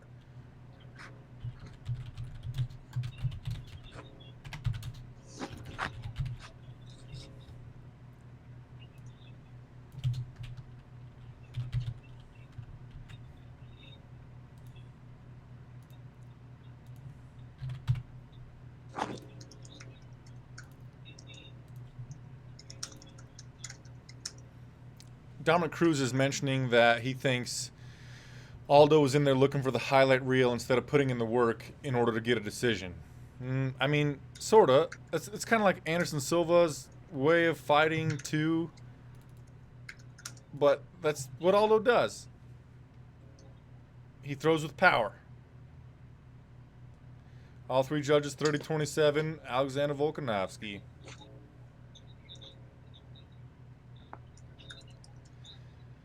Mario Rodriguez does not think... Santiago said clearly 29-28 Aldo. But Mario Rodriguez said that he doesn't think that Volkanovski can beat Holloway. He just doesn't see it. I think it's going to be a fun fight. It's a different style matchup that Holloway's dealt with at this high of a level. And I'm excited for it. Yeah, it should be... It should be a lot of fun. I'll say that. Okay, let's I know see. Holloway's going to still need some time off, though. Oh, yeah. Oh, yeah. Volkanovski says he wanted to land punches. He was standing and trading for a long time. I'm sorry it wasn't the fight you just wanted. Aldo, you've got my respect. You're a legend. Thank you for that. Shout out to Carl Montgomery. Happy Mother's Day. And now let's get to business. Hey, I'm next in line. I'm the only one who's undefeated. Should be ranked number 1. Let's set it up. Let's put it on the same card in Australia. That'll be a cracker of a card. How's the accent? It was pretty good. You've been working on it. Yeah. I've been watching a lot of The Crocodile Hunter.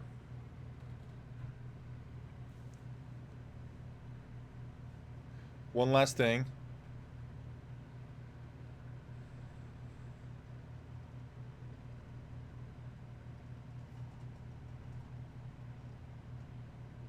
I had a best friend change their wedding date for me. I thank you for that, so I could be there. Thanks a lot for changing that for me. I'll be there. Cool beans, Alex.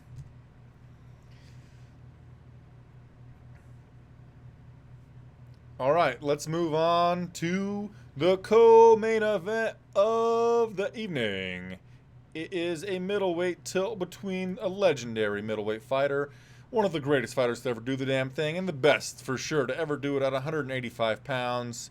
He's got a really, really, really goofy personality, kind of a strange guy, but Anderson, the Spider Silva, fights relative unknown, Jared the Killer Gorilla Cannonier. Alexander Volkanovski now has one of the longest active UFC win streaks at 7. He's behind Nunes at 8, Whitaker at 9, Usman at 10, and Ferguson and Nurmagomedov both at 11.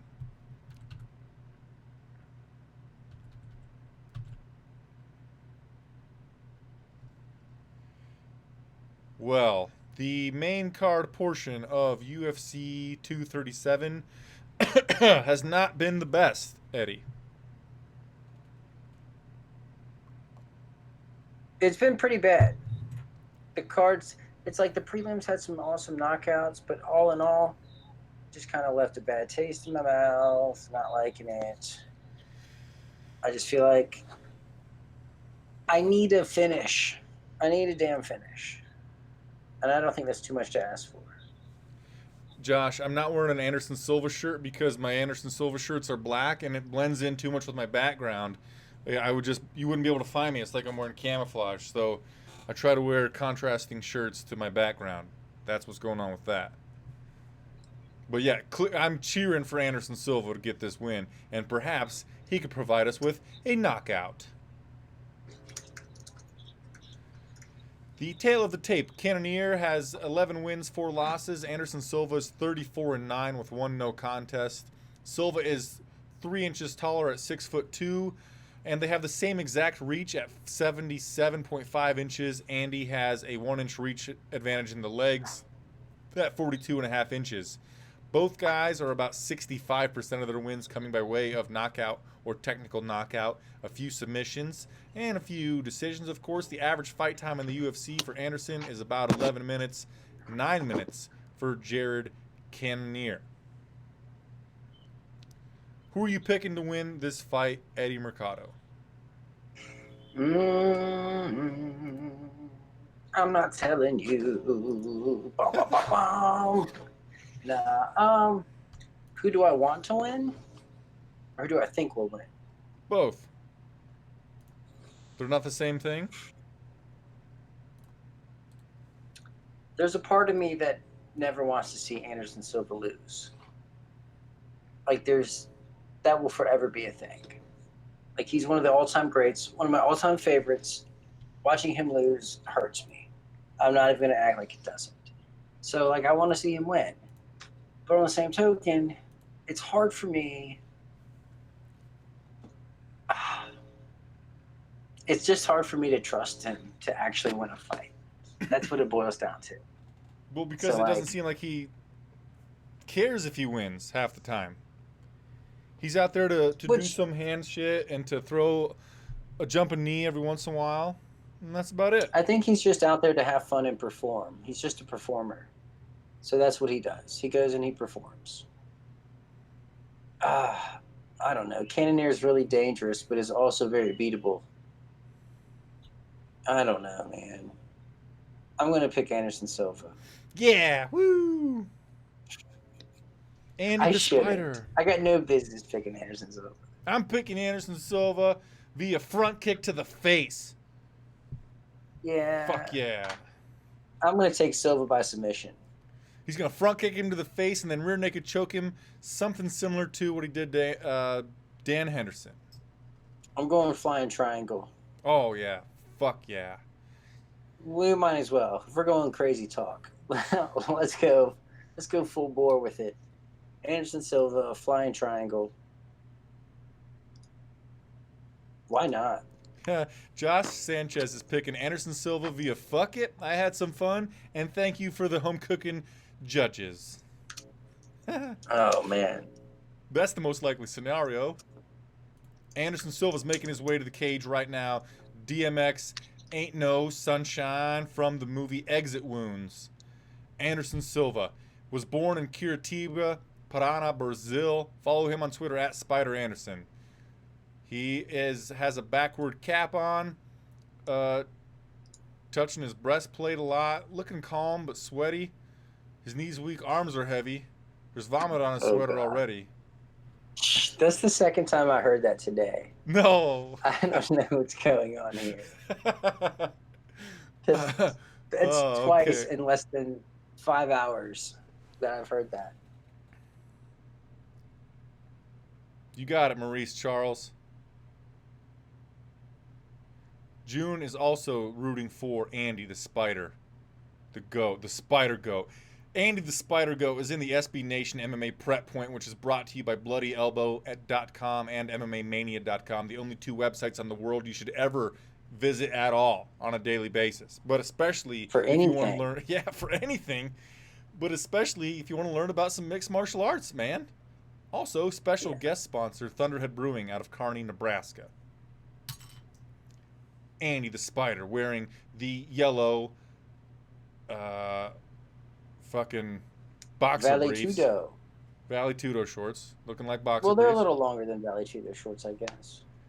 He's the former middleweight champion. He had 10 official title defenses, but really 11 title defenses. Second most wins in UFC middleweight history at 14, and tied for the most finishes in UFC history, also at 14. I said he should have had an 11th title defense because Chris Lytle missed weight for their title fight, so it didn't count as a title fight. Travis Lutter, my guy. Travis Lutter. Travis Lutter. Travis Lutter, not Chris Lytle. You got it. You got my back, bro. You know it.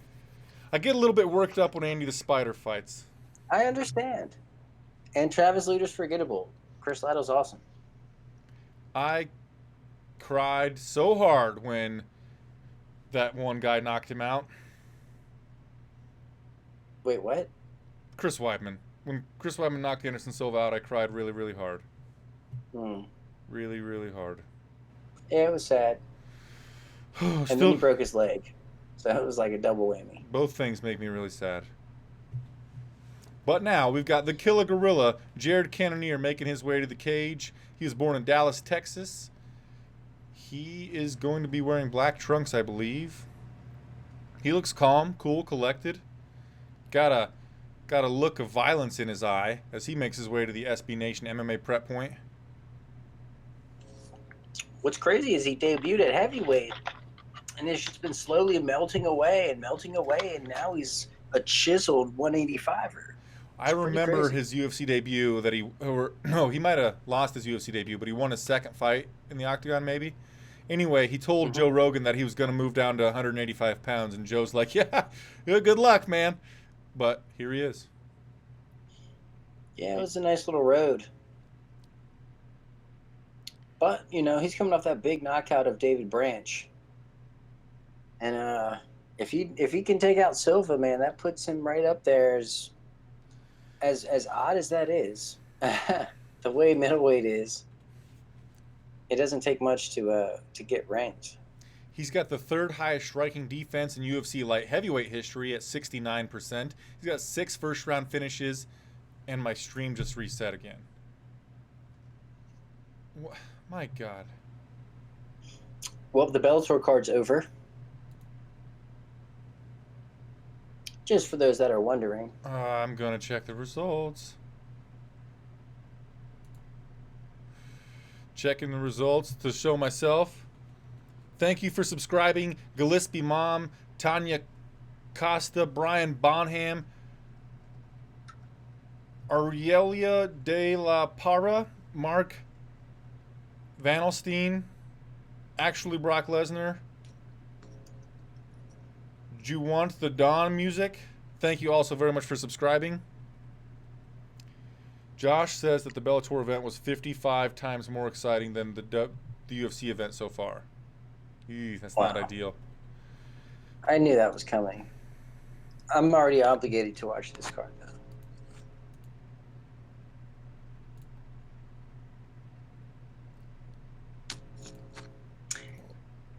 Fighting and for out the the blue record, I corner. did undefeated on that Bellator card. He stands 6 feet 2 inches tall, weighing in at 185 pounds. Fighting out of Curitiba, Paraná, Brazil, a plus 105 underdog, the greatest fighter to ever do the damn thing, Anderson the Spider Silva. Yeah. Let's fucking get it, Andy the Spider. Oh, man. I wish you could just tell me who won the main event of Bellator, because I'm having trouble finding it. I just gave you a context clue. I told you I went undefeated. Oh, nice work, buddy. Thank you, sir. There you go. Good, because I don't like that other guy. The one you picked? Yeah, I just, You know? I don't like the guy I picked. I picked him based on... I kind of thought he already beat him once. Yo, you didn't know there were two pit bulls. No, I knew that. I just didn't pay that much attention. I always fighting. Oh, we just gave it away. Here we go. They meet in the center of the cage. They touch gloves. Anderson Silva fighting out of the southpaw stance. Cannonier fighting out of the orthodox stance. Outside low kick lands for Cannonier. Just a little bit ahead of me. Sorry, I'll pause. I got 447. Tell me when you got 448 and I'll hit go. All right. They're starting it. All right, we are underway. Just touch gloves. Cannonier just kicked the leg. 450, 49, 48, 47, 46, Got it. 45. Okay, Anderson Silva on the outside of the double stripe, moving to his left. Got his left hand up by his face, putting his right jab out there. Outside low kick lands for Cannonier. Cannonier missed on a jab. Cannonier changing his levels with his shoulders. Out inside low kick lands for Cannonier. Be careful with that leg, Cannonier. Outside low kick lands for Cannonier with his lead leg on the left.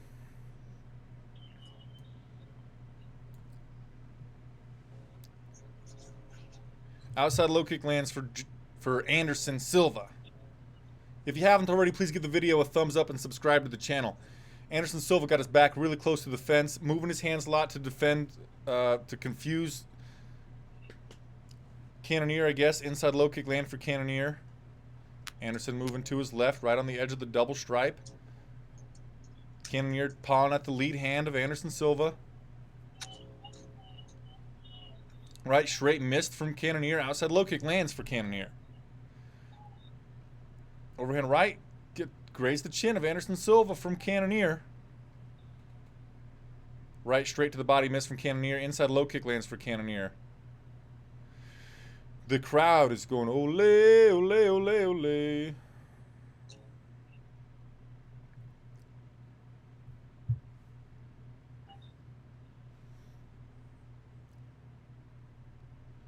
Anderson moving forward a little bit. We're smack dab in the center of the cage on top of the Thunderhead Brewing logo.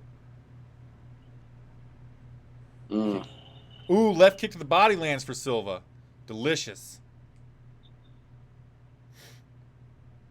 He looks dialed in, man. Yeah, he does. Anderson Silva looks very focused. Anderson's getting himself stuck up against the fence like he does.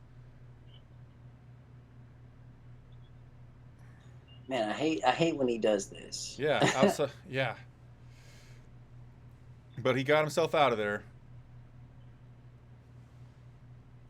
Oof. Ooh!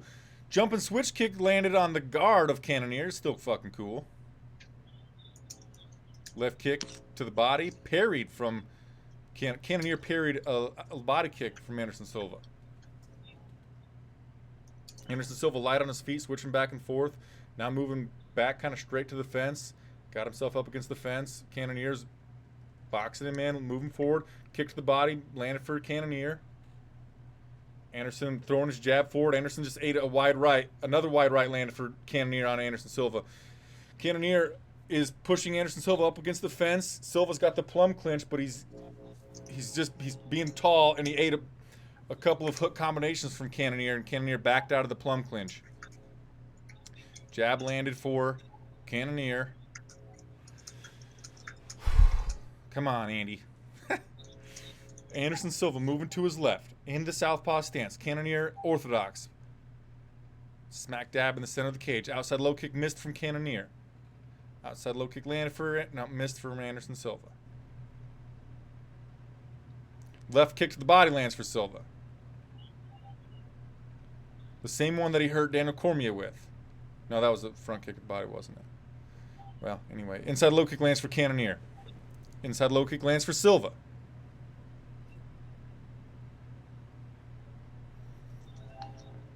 Anderson Silva came with a winging right hook right over the head of Cannonier. 1-2 on the guard for Cannonier. Right straight to the body lands for Cannonier.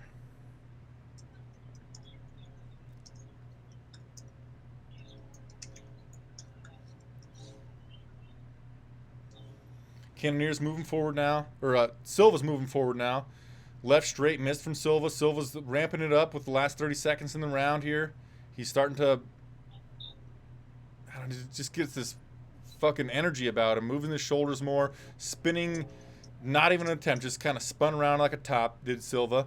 Inside low. Oh! Not again. Not again. Not again. Not again. No. Ah, fuck. Inside leg kick from Jared Cannonier sent Anderson Silva to the canvas. And Anderson Silva hurt his leg again from a leg kick.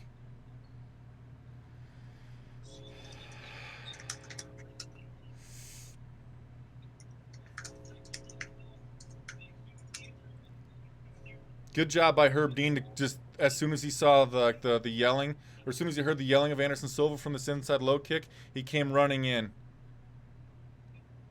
Good work by Herb Dean on that stoppage. Yeah, that's nuts, man. Wow. Jared Cannonier landed an inside low kick on Anderson Silva's right leg, his lead leg, right above the knee. And as Anderson came to step down on it, he just decided to go to the ground. Or he was unable to stay standing. He went to the ground, and he yelled out in pain. And then once Herb Dean called the contest over, Anderson Silva grabbed his leg and wailed out in pain. Jared Cannonier stood in the center of the cage.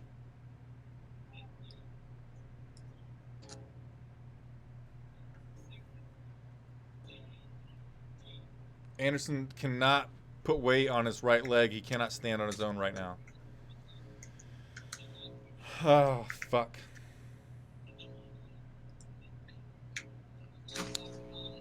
Michael Clipper says he thinks that's a more depressing way for that fight to end than a clean knockout from Cannonier. It's certainly less satisfying. It's not a satisfying way to end a fight, that's for sure. With the decision, here's Bruce Buffer.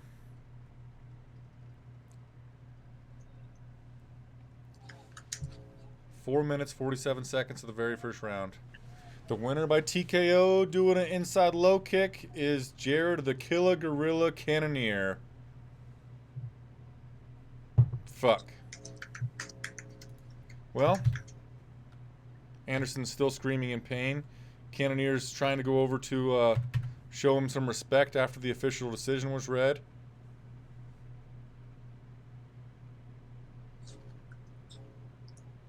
And he does. He embraces Anderson Silva, and Silva says something in his ear. And Anderson is still very hurt. Nice sportsmanship by Jared Cannonier, says John Anik. And let's talk to Killer Gorilla for a second.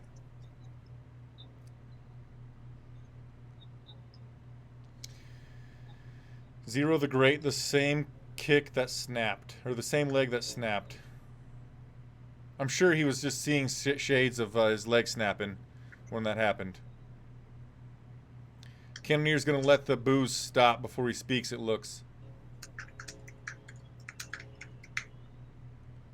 The crowd is really fucking loud right now. Yeah. And Cannonier's just waiting them out, it seems. And they are not giving in. They might even get louder as he waits them out. He's just Doing like namaste gestures. First off, I want to say thank you to Anderson Silva. Obrigado. And this is Jared Cannonier. Says, I appreciate the opportunity. He didn't have to fight me. He could have fought anybody he wanted to. He took the fight with me. So I want to show him my appreciation.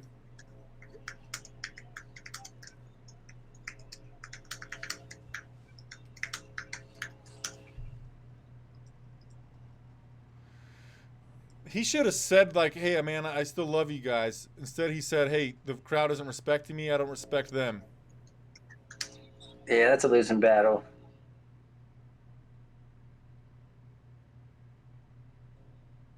Jared Cannonier has nothing else to say. Huh. Jared Cannonier needs to get out of Brazil. Yeah, I was thinking, too. We got to get him out of this arena right now. Get him on a plane immediately.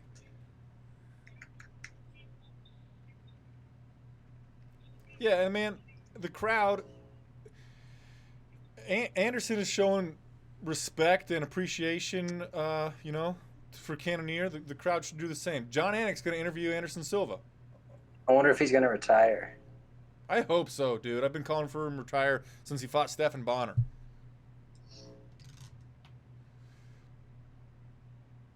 He bent the knee, Dietrich.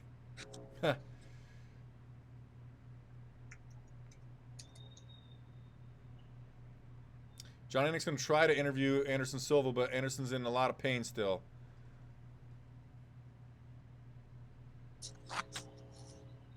These people are here for you tonight, Anderson. I'm going to speak as Anderson Silva next.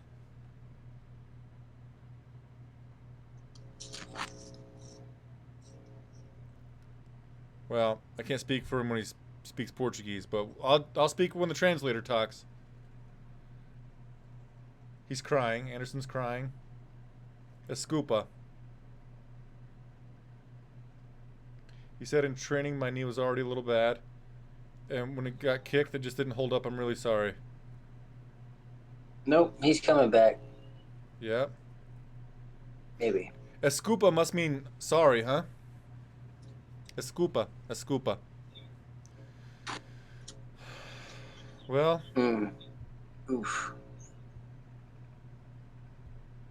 Excellent stoppage by Herb Dean. I know. Fucking amazing stoppage by Herb Dean. Like, the last strike that landed was that kick. And Cannonier went to follow Anderson Silva to the ground when Anderson went to the canvas after eating that inside low kick, and Herb Dean was already there to stop the fight. Great fucking stoppage, Herb Dean.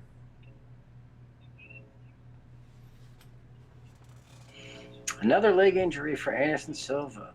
Man, this is a tough sport. Well, especially for someone who's got stick figure legs. Spider legs. Yeah. Come on, man. At least he's walking under his own power. That's a good sign. Well, he's kind of not walking under his own power. Liam in the comment section says that it should have taken him out on a stretcher, maybe, or at least like get two guys under his shoulders and kind of help him out, because he's not really walking. He's like fucking. He's very, very hobbling. And Josh Sanchez thinks it's a torn MCL. It could very well be something like that. So it'd probably be better just to stabilize it right now, and not let him try to walk to the locker room by himself. But whatever. My fucking stream went down again. The old stream. Oh, that's a very disappointing way to end the co-main event of the evening of a card that has not been great. Let's be real, it has not been great at all. Yeah, it feels weird to be so down on it, with so many cool knockouts that happened. But like, this main card is just really god awful. It's really bad. Well, one of the awesome knockouts that happened was the very first fight of the night in a low-level UFC fight, like as low level as it gets. The Ryan Spann finish was pretty awesome. The Warley Alves uppercut on Sergio Moraes was pretty dope, but there's been a lot of middle stuff that wasn't really good. But let's I don't know, throw some positivity on this thing. We're about to watch the main event of the evening, which is Thug Rose Namajunas defending her strawweight title against Jéssica Bate Estaca Andrade. Both women are known to be finishers. Of course, Rose Namajunas made Joanna Jedrzejczyk tap to strikes after basically knocking her out, and Jéssica Andrade has John Lineker power in the women's strawweight division. It should be a really exciting fight. Eddie, can you break it down or fill in for me for a second? I'll be right back.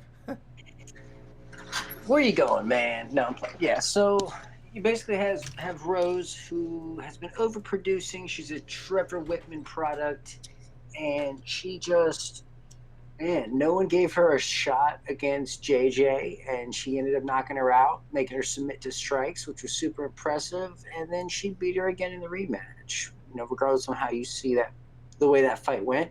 Some people thought JJ won it. I thought Namajunas won it. And here she is again, going to have to,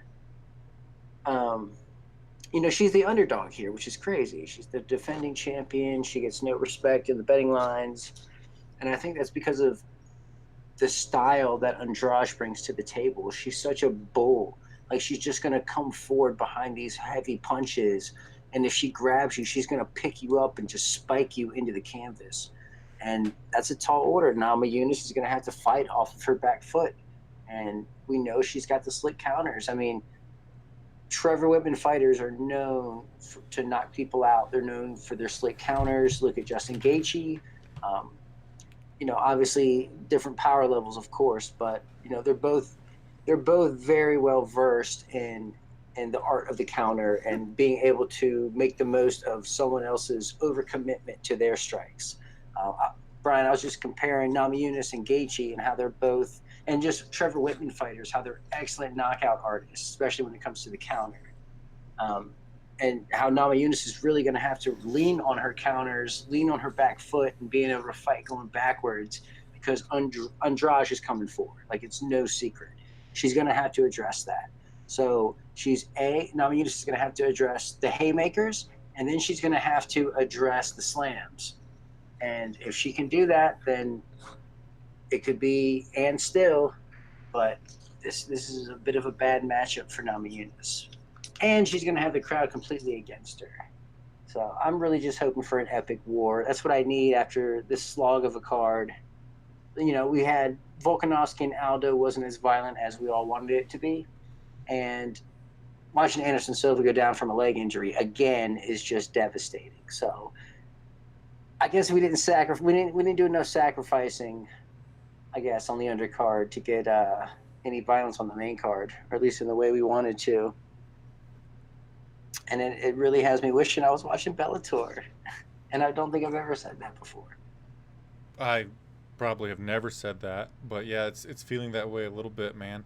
The card has been a little bit of a slog. This has happened a lot of the times that we've done post-fight shows together, Eddie. The card up until the main event isn't that good, and all of a sudden the main event is just bonkers, batshit crazy, and we go into the post-fight show and like, well, at least that last fight made up for everything that happened before it. Man, I feel like we're putting a lot of pressure on Namajunas and Andrade here, and they're definitely capable. Like, both of them, they're great fighters. So the number one versus the number two in the world at 115 pounds, these fighters don't really do boring, so it should be good. I'm trying to be as positive as possible, but it's just, damn, this card, man. Like, why are some of these people on the card? Commenters, please, no spoilers for the Bellator event. We might talk about them in the post-fight show, but there are some people that are going to watch this card or watch this live stream with Eddie and myself and then go back and watch Bellator 221 on DAZN a little later on. So please, no spoilers in the comment section. If you haven't already, please give the video a thumbs up. We'd really appreciate it. I think we need at least like 400 thumbs up on this video to be able to do it again for UFC 238, headlined by Marlon Moraes trying for the bantamweight title against the flyweight title. The bantamweight title? Yeah, it's vacant for the bantamweight title against Henry the Messenger Cejudo. And also subscribe to the channel. That would help us out so very much. We're about to watch the main event between Thug Rose Namajunas and Jéssica Andrade for the women's strawweight title. Jéssica Andrade is in the SB Nation MMA Prep Point, brought to you by Bloody Elbow and MMAmania.com. The only two websites in the world that you'll ever need to visit if you want to know something about mixed martial arts. Eddie, who are you picking? Who are you picking? Hold on. Yeah, I need a prediction. I'm gonna pick Thug Rose, and it's because I think that she has the ability and the fight IQ to make this a not very exciting fight, fighting on the back foot, on the counters, and just kind of avoiding a real slugfest against Jéssica Andrade. Hit and move, hit and move, hit and move type of situation. I think that Thug Rose has the ability to slow the fight down, get it where she wants to get it, and she's overall the more well-rounded mixed martial artist. I think she'll nullify the power of Jéssica Andrade and get herself a late sub or probably a decision. What do you think? I'm biased, but I think the deck is. I just think it's a bad matchup. Like, my head is saying pick Andrade here. My heart wants Rose to win, but my head is picking Andrade. Your head is picking Andrade. You don't think that Rose will be able to deal with the forward pressure and the power of Andrade? Nah, I don't. That was my initial gut reaction. I think it's the power in her punches. I think that's going to be the difference maker. Well, also she just packs such a wallop. The forward pressure, the constant pressure that Andrade puts on is similar to what Tecia Torres does, and Tecia Torres, had some success against Rose. So there's a reason. But the thing is, like, even then, like, the power discrepancy between Torres and Andrade is like, immense. Yeah, enormous. Yeah. Andrade is the beast here. I don't know. I don't know. It'll be interesting. I just hope it's a war. Yeah, I hope it's really a war or like a quick finish. Quick finish will be fine. I'd be really happy with a quick finish. We've got Thug Rose. This is definitely like I don't think Rose has really faced someone as imposing as an Andrade. Like, just physically imposing.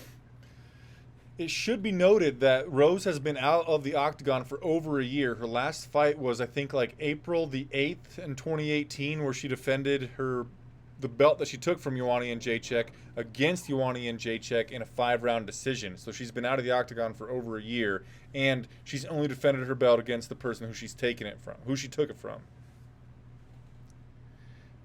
That is of note. She is now in the SB Nation MMA Prep Point. She's going to be wearing a black short shorts with a black sports bra, and she is very intense. Man, she's intense. I don't think she's ever blinked, man. Nah. I mean, we might not want to blink for this fight. And I'm probably ahead of you again, so when I'm at the prep point for Rose. Pat Barry's giving her the talk. Did he? Okay, I'm just like a couple of seconds ahead of you. So, giving her the smooch, the hug. The relationship goals kind of stuff. Yep, there it is. Rose Namajunas is 9-3. Jéssica Andrade is 19-6. Rose is 3 inches taller at 5'5". She also has a 3-inch reach advantage at 65 inches and 4 inches in the leg reach at 39.5 inches. Rose has won 67% of her fights via submission. Jéssica Andrade, 37 by sub, 32 by KO or TKO, and 32 by decision. So Andrade is pretty well rounded, a third every area there. And Rose only has 11% of her wins by knockout or technical knockout. Rose averages about 13 minutes per fight and almost half as many strikes landed per minute for Rose Namajunas at 3.72. Jéssica Andrade lands 6.58 strikes per minute. And that's significant because her average fight time is 11 fucking minutes. Whoa. That's quite a few strikes landed per fight. All right, Bruce Buffer has the microphone. Ladies and gentlemen, this is the main event of the evening. Brought to you by Thunderhead Brewing. The best craft beer in the entire fucking world. Bruce didn't say that. Is that what it says on the bottle? It should. It should, yes. You're right, it should.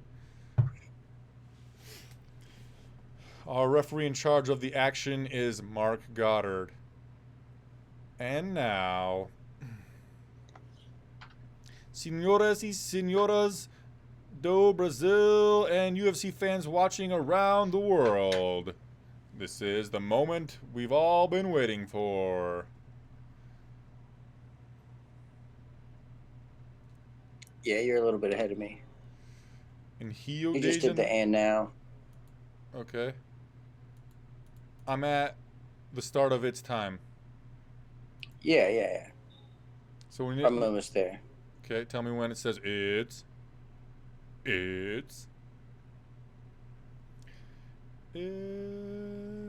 time. Brazil. I was hanging on Brazil. It's time. He went for it. Time. 5 rounds in the UFC strawweight division. Oh, undisputed UFC. Man, you ever notice, and maybe it's just me that I get worked up for main events and for these important fights in the UFC, but Bruce Buffer, his announcement of this part of the fight is super fucking slow. I swear It is slow. He holds But sometimes it's like, sometimes I'm feeling it. I'm like, yeah, here we go. And sometimes it's just like, come on, Bruce, hurry up, bro. Oh, we got to turn on the 5-round main event overlay. Boom. 5 rounds, fuckheads. Bate Estaca, Andrade. Bate Estaca stands for the pile driver. Whoops.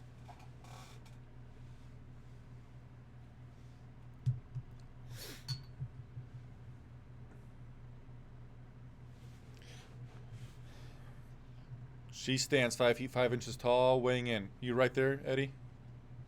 Fighting out of Denver. I am. That's exactly where I'm at. Awesome. We're both behind. We're both comfortably behind. That's right. But that's fine. As long as you're watching it live for the first time, or like for the first time, it doesn't matter. Rose Namajunas.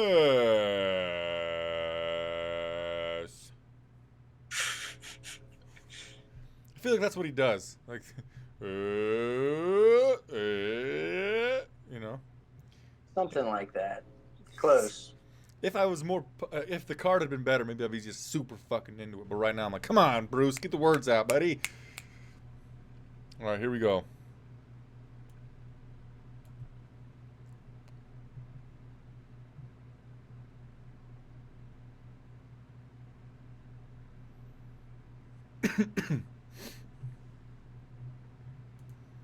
All right, here we go. They touch gloves in the center of the cage. Both women are in the orthodox stance. My fucking stream. Oh my god. Fuck you, ESPN Plus. Did your stream go down? Yeah. Well, no worries. Andrade's taking the center of the octagon. And Rose fainting a lot, using her jab, staying on the outside, staying long. And Andrade is kind of waiting, being patient, seeing what Rose is going to do.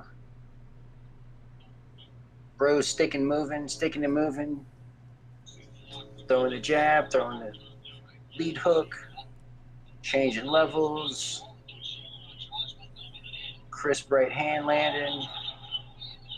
Man, Rose is just so nice with the hands. And I'm back. I'm at 354. I'm at 359. 56, 55. Jéssica Andrade already has blood coming from her right eye. Ooh, a crisp 3-2 landed for Rose Namajunas. Namajunas in the center of the cage eats an inside low kick and from Andrade. Ooh, fuck, man. A 3-2 landed for Thug Rose, and then a 3-2 behind it, and then just a 2, and then a 3. All of it landed. All 6 strikes landed and snapped the head back of Jéssica Andrade. Very nice. That lead hook of Rose Namajunas is snapping Andrade a lot.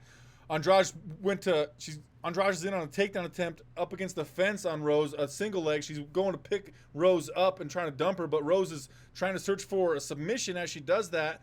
And Andrade gets her to the canvas, but an armbar attempt from Thug Rose.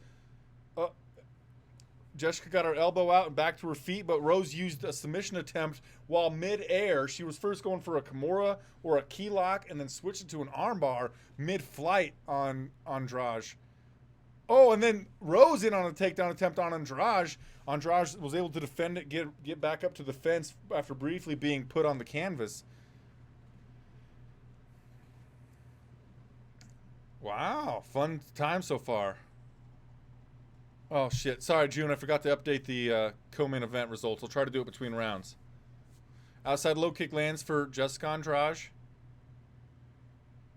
Inside low kick. It was so Dominic Cruz is saying that there was a Kimura trap that Rose was attempting when Andrade picked her up. Inside low kick lands for Andrade. A jab behind it for Rose. Rose landed another jab. A 2 or a 3. A lead hook just landed for Rose. That lead hook's going to be causing Andrade a lot of problems as this fight goes on if she doesn't start blocking it.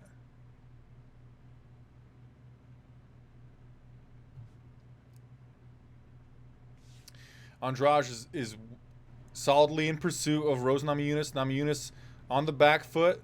Pauses for a second to come forward with a 1-2. A lead hook landed for Namajunas again. Ooh! Rose Namajunas just stopped for a second as Andrade came in and got her a knee to the face that dropped Andrade, and Andrade is now on her back, and Rose is looking to pass guard and work on some ground and pound. Rose trying to pass into half guard. She's in the guard, surfing back and forth from one side to the other. Andrade gets back to her feet. Rose has a front headlock. Andrade gets out of it, and as she does, a push kick to the face lands for Rose Namajunas. Inside low kick lands for Andrade. Southpaw 1-2 missed from Rose, and she's back in the orthodox stance, right in the center of the cage. Lead hook touched the chin of Rose Namajunas, but the hook behind it to the body for Andrade missed. Andrade now pressing forward really hard, coming with some powerful strikes.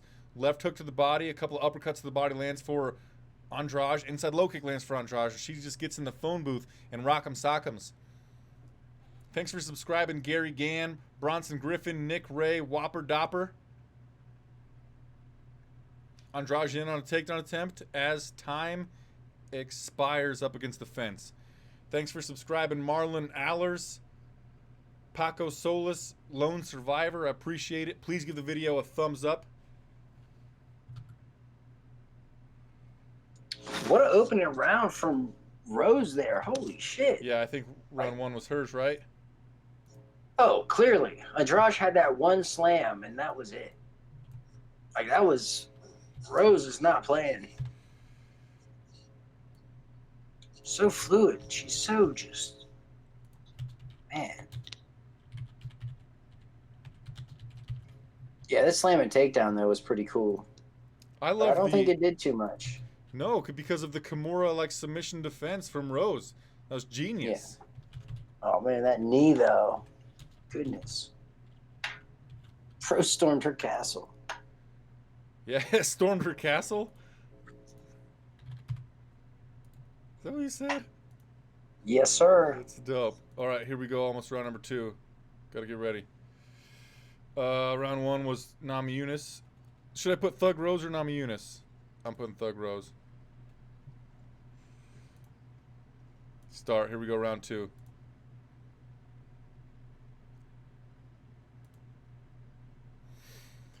Outside low kick lands for Andrade. Inside low kick lands for Andrade. Stepping in jab lands for Namajunas.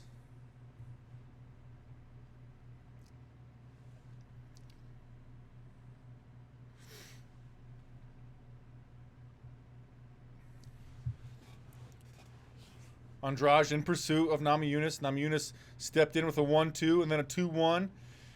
And then Matador just ole to Andrade as she comes in to try to counter or try to get those back. But Namajunas doing a great job moving on the back foot, stopping every once in a while to throw a 1-2 straight down the pipe, or maybe even a 3-2.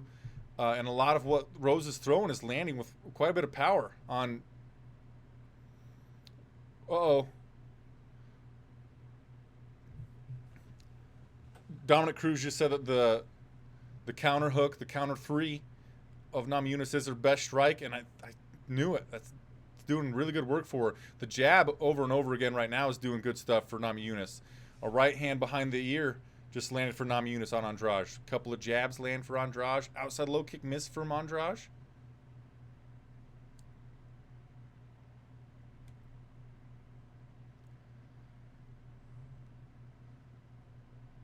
Man, Namajunas is doing a great job of moving, stopping for a second, landing a straight punch, and then playing Matador to Andrade to send her right on by. Yeah, it's perfect. This is how you fight on the back foot. You gotta be careful though, backing up like that. Yeah, and I'm very surprised by the stats. Oh, there we go. We're just a little behind. Okay. Because now Andrade is moving forward and landing quite a bit of lead left hooks to the body and a right hook to the head up top, and then switching next time she'll throw the lead hook to the head and then the right to the body.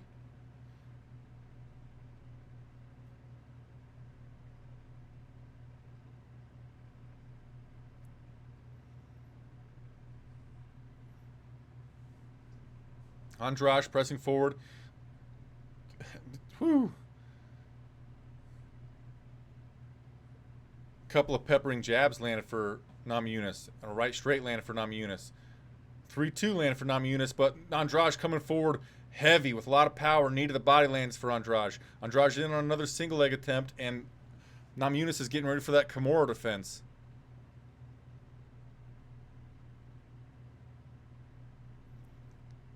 Andrade picked up Namajunas and slammed her on her head.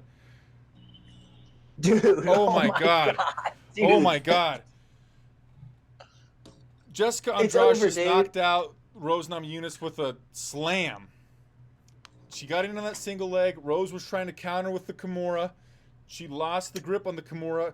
Andrade was able to clasp her hands together behind the left leg of Namajunas, picked her up, and just fucking slammed her right on her left shoulder and head. Bam! Out cold. Dude, did that just happen?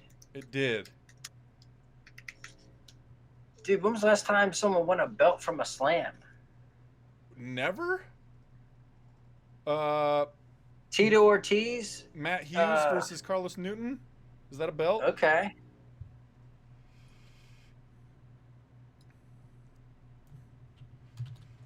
Wow, that was insane. What?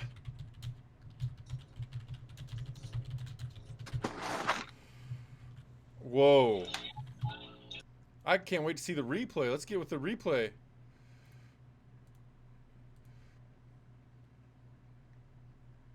Oh, fuck, man. She was sleeping. Right on. Picks her up. She's on her left leg. Picks her up, switches it over, slams her on her head. Do you remember when Daniel Cormier picked up Alexander Gustafsson and kind of flipped him over? It's kind of like that, exactly. Except for Kevin Randleman Fedor.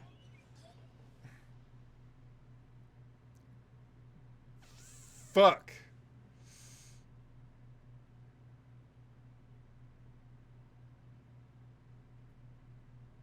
Oh.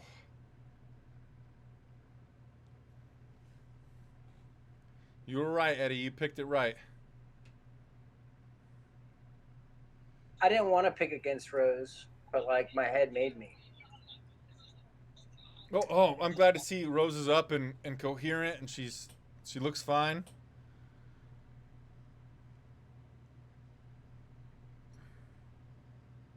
They hug it out in the center of the cage.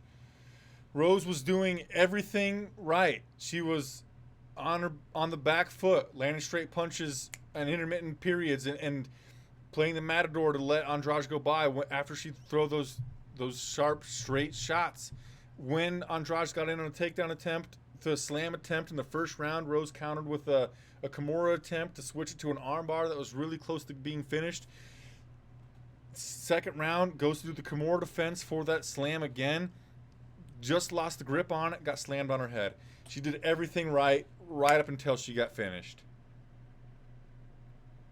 Wow. And new undisputed UFC Women's Strawweight Champion of the World, Jéssica Bate Estaca Andrade. Wow, that's some shit, man. This is John Anik. He says, this arena belongs to Jéssica Andrade. No woman in UFC history has won more fights than you, Jéssica Andrade. What? And now she's the champion.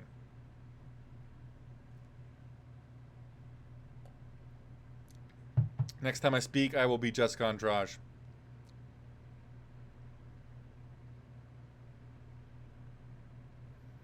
She's giving her belt to her coach. She's crying and she's giving her belt to her coach. Second most finishes in UFC strawweight history at 4, just behind the woman who she just finished, Rose Namajunas. Her coach is now crying because she gave the belt to him. If he hadn't put the gym together 10 years ago, I wouldn't have been here. 2 coaches are crying for Andrade. John Anik says, what a crazy fight. What was your mentality in that fight?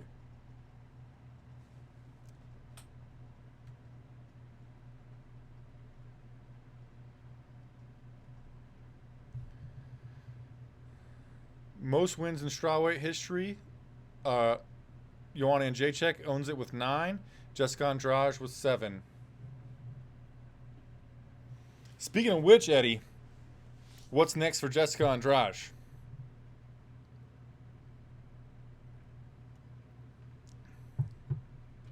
Next for Andrade, wow. Joanna Jedrzejczyk, my dude. Has to be. Right? Yeah, but isn't JJ, isn't she going to flyweight now? She's a flyweight now. Well, she went there to fight Valentina Shevchenko for the belt, but I bet she'll be on Twitter any minute now calling for. I guess the winner is Suarez fighting Ansaroff. Who's Suarez? That's fighting? right. Yeah, that's right. I guess the winner of that. That makes sense. What's Michelle Waterson doing? I'm cool with that too. I don't want Jéssica Andrade to fucking batter Michelle Waterson. Dude, she's gonna batter anybody. Look what she just did. It doesn't matter. She might not bat. Joanna Jedrzejczyk already defeated her.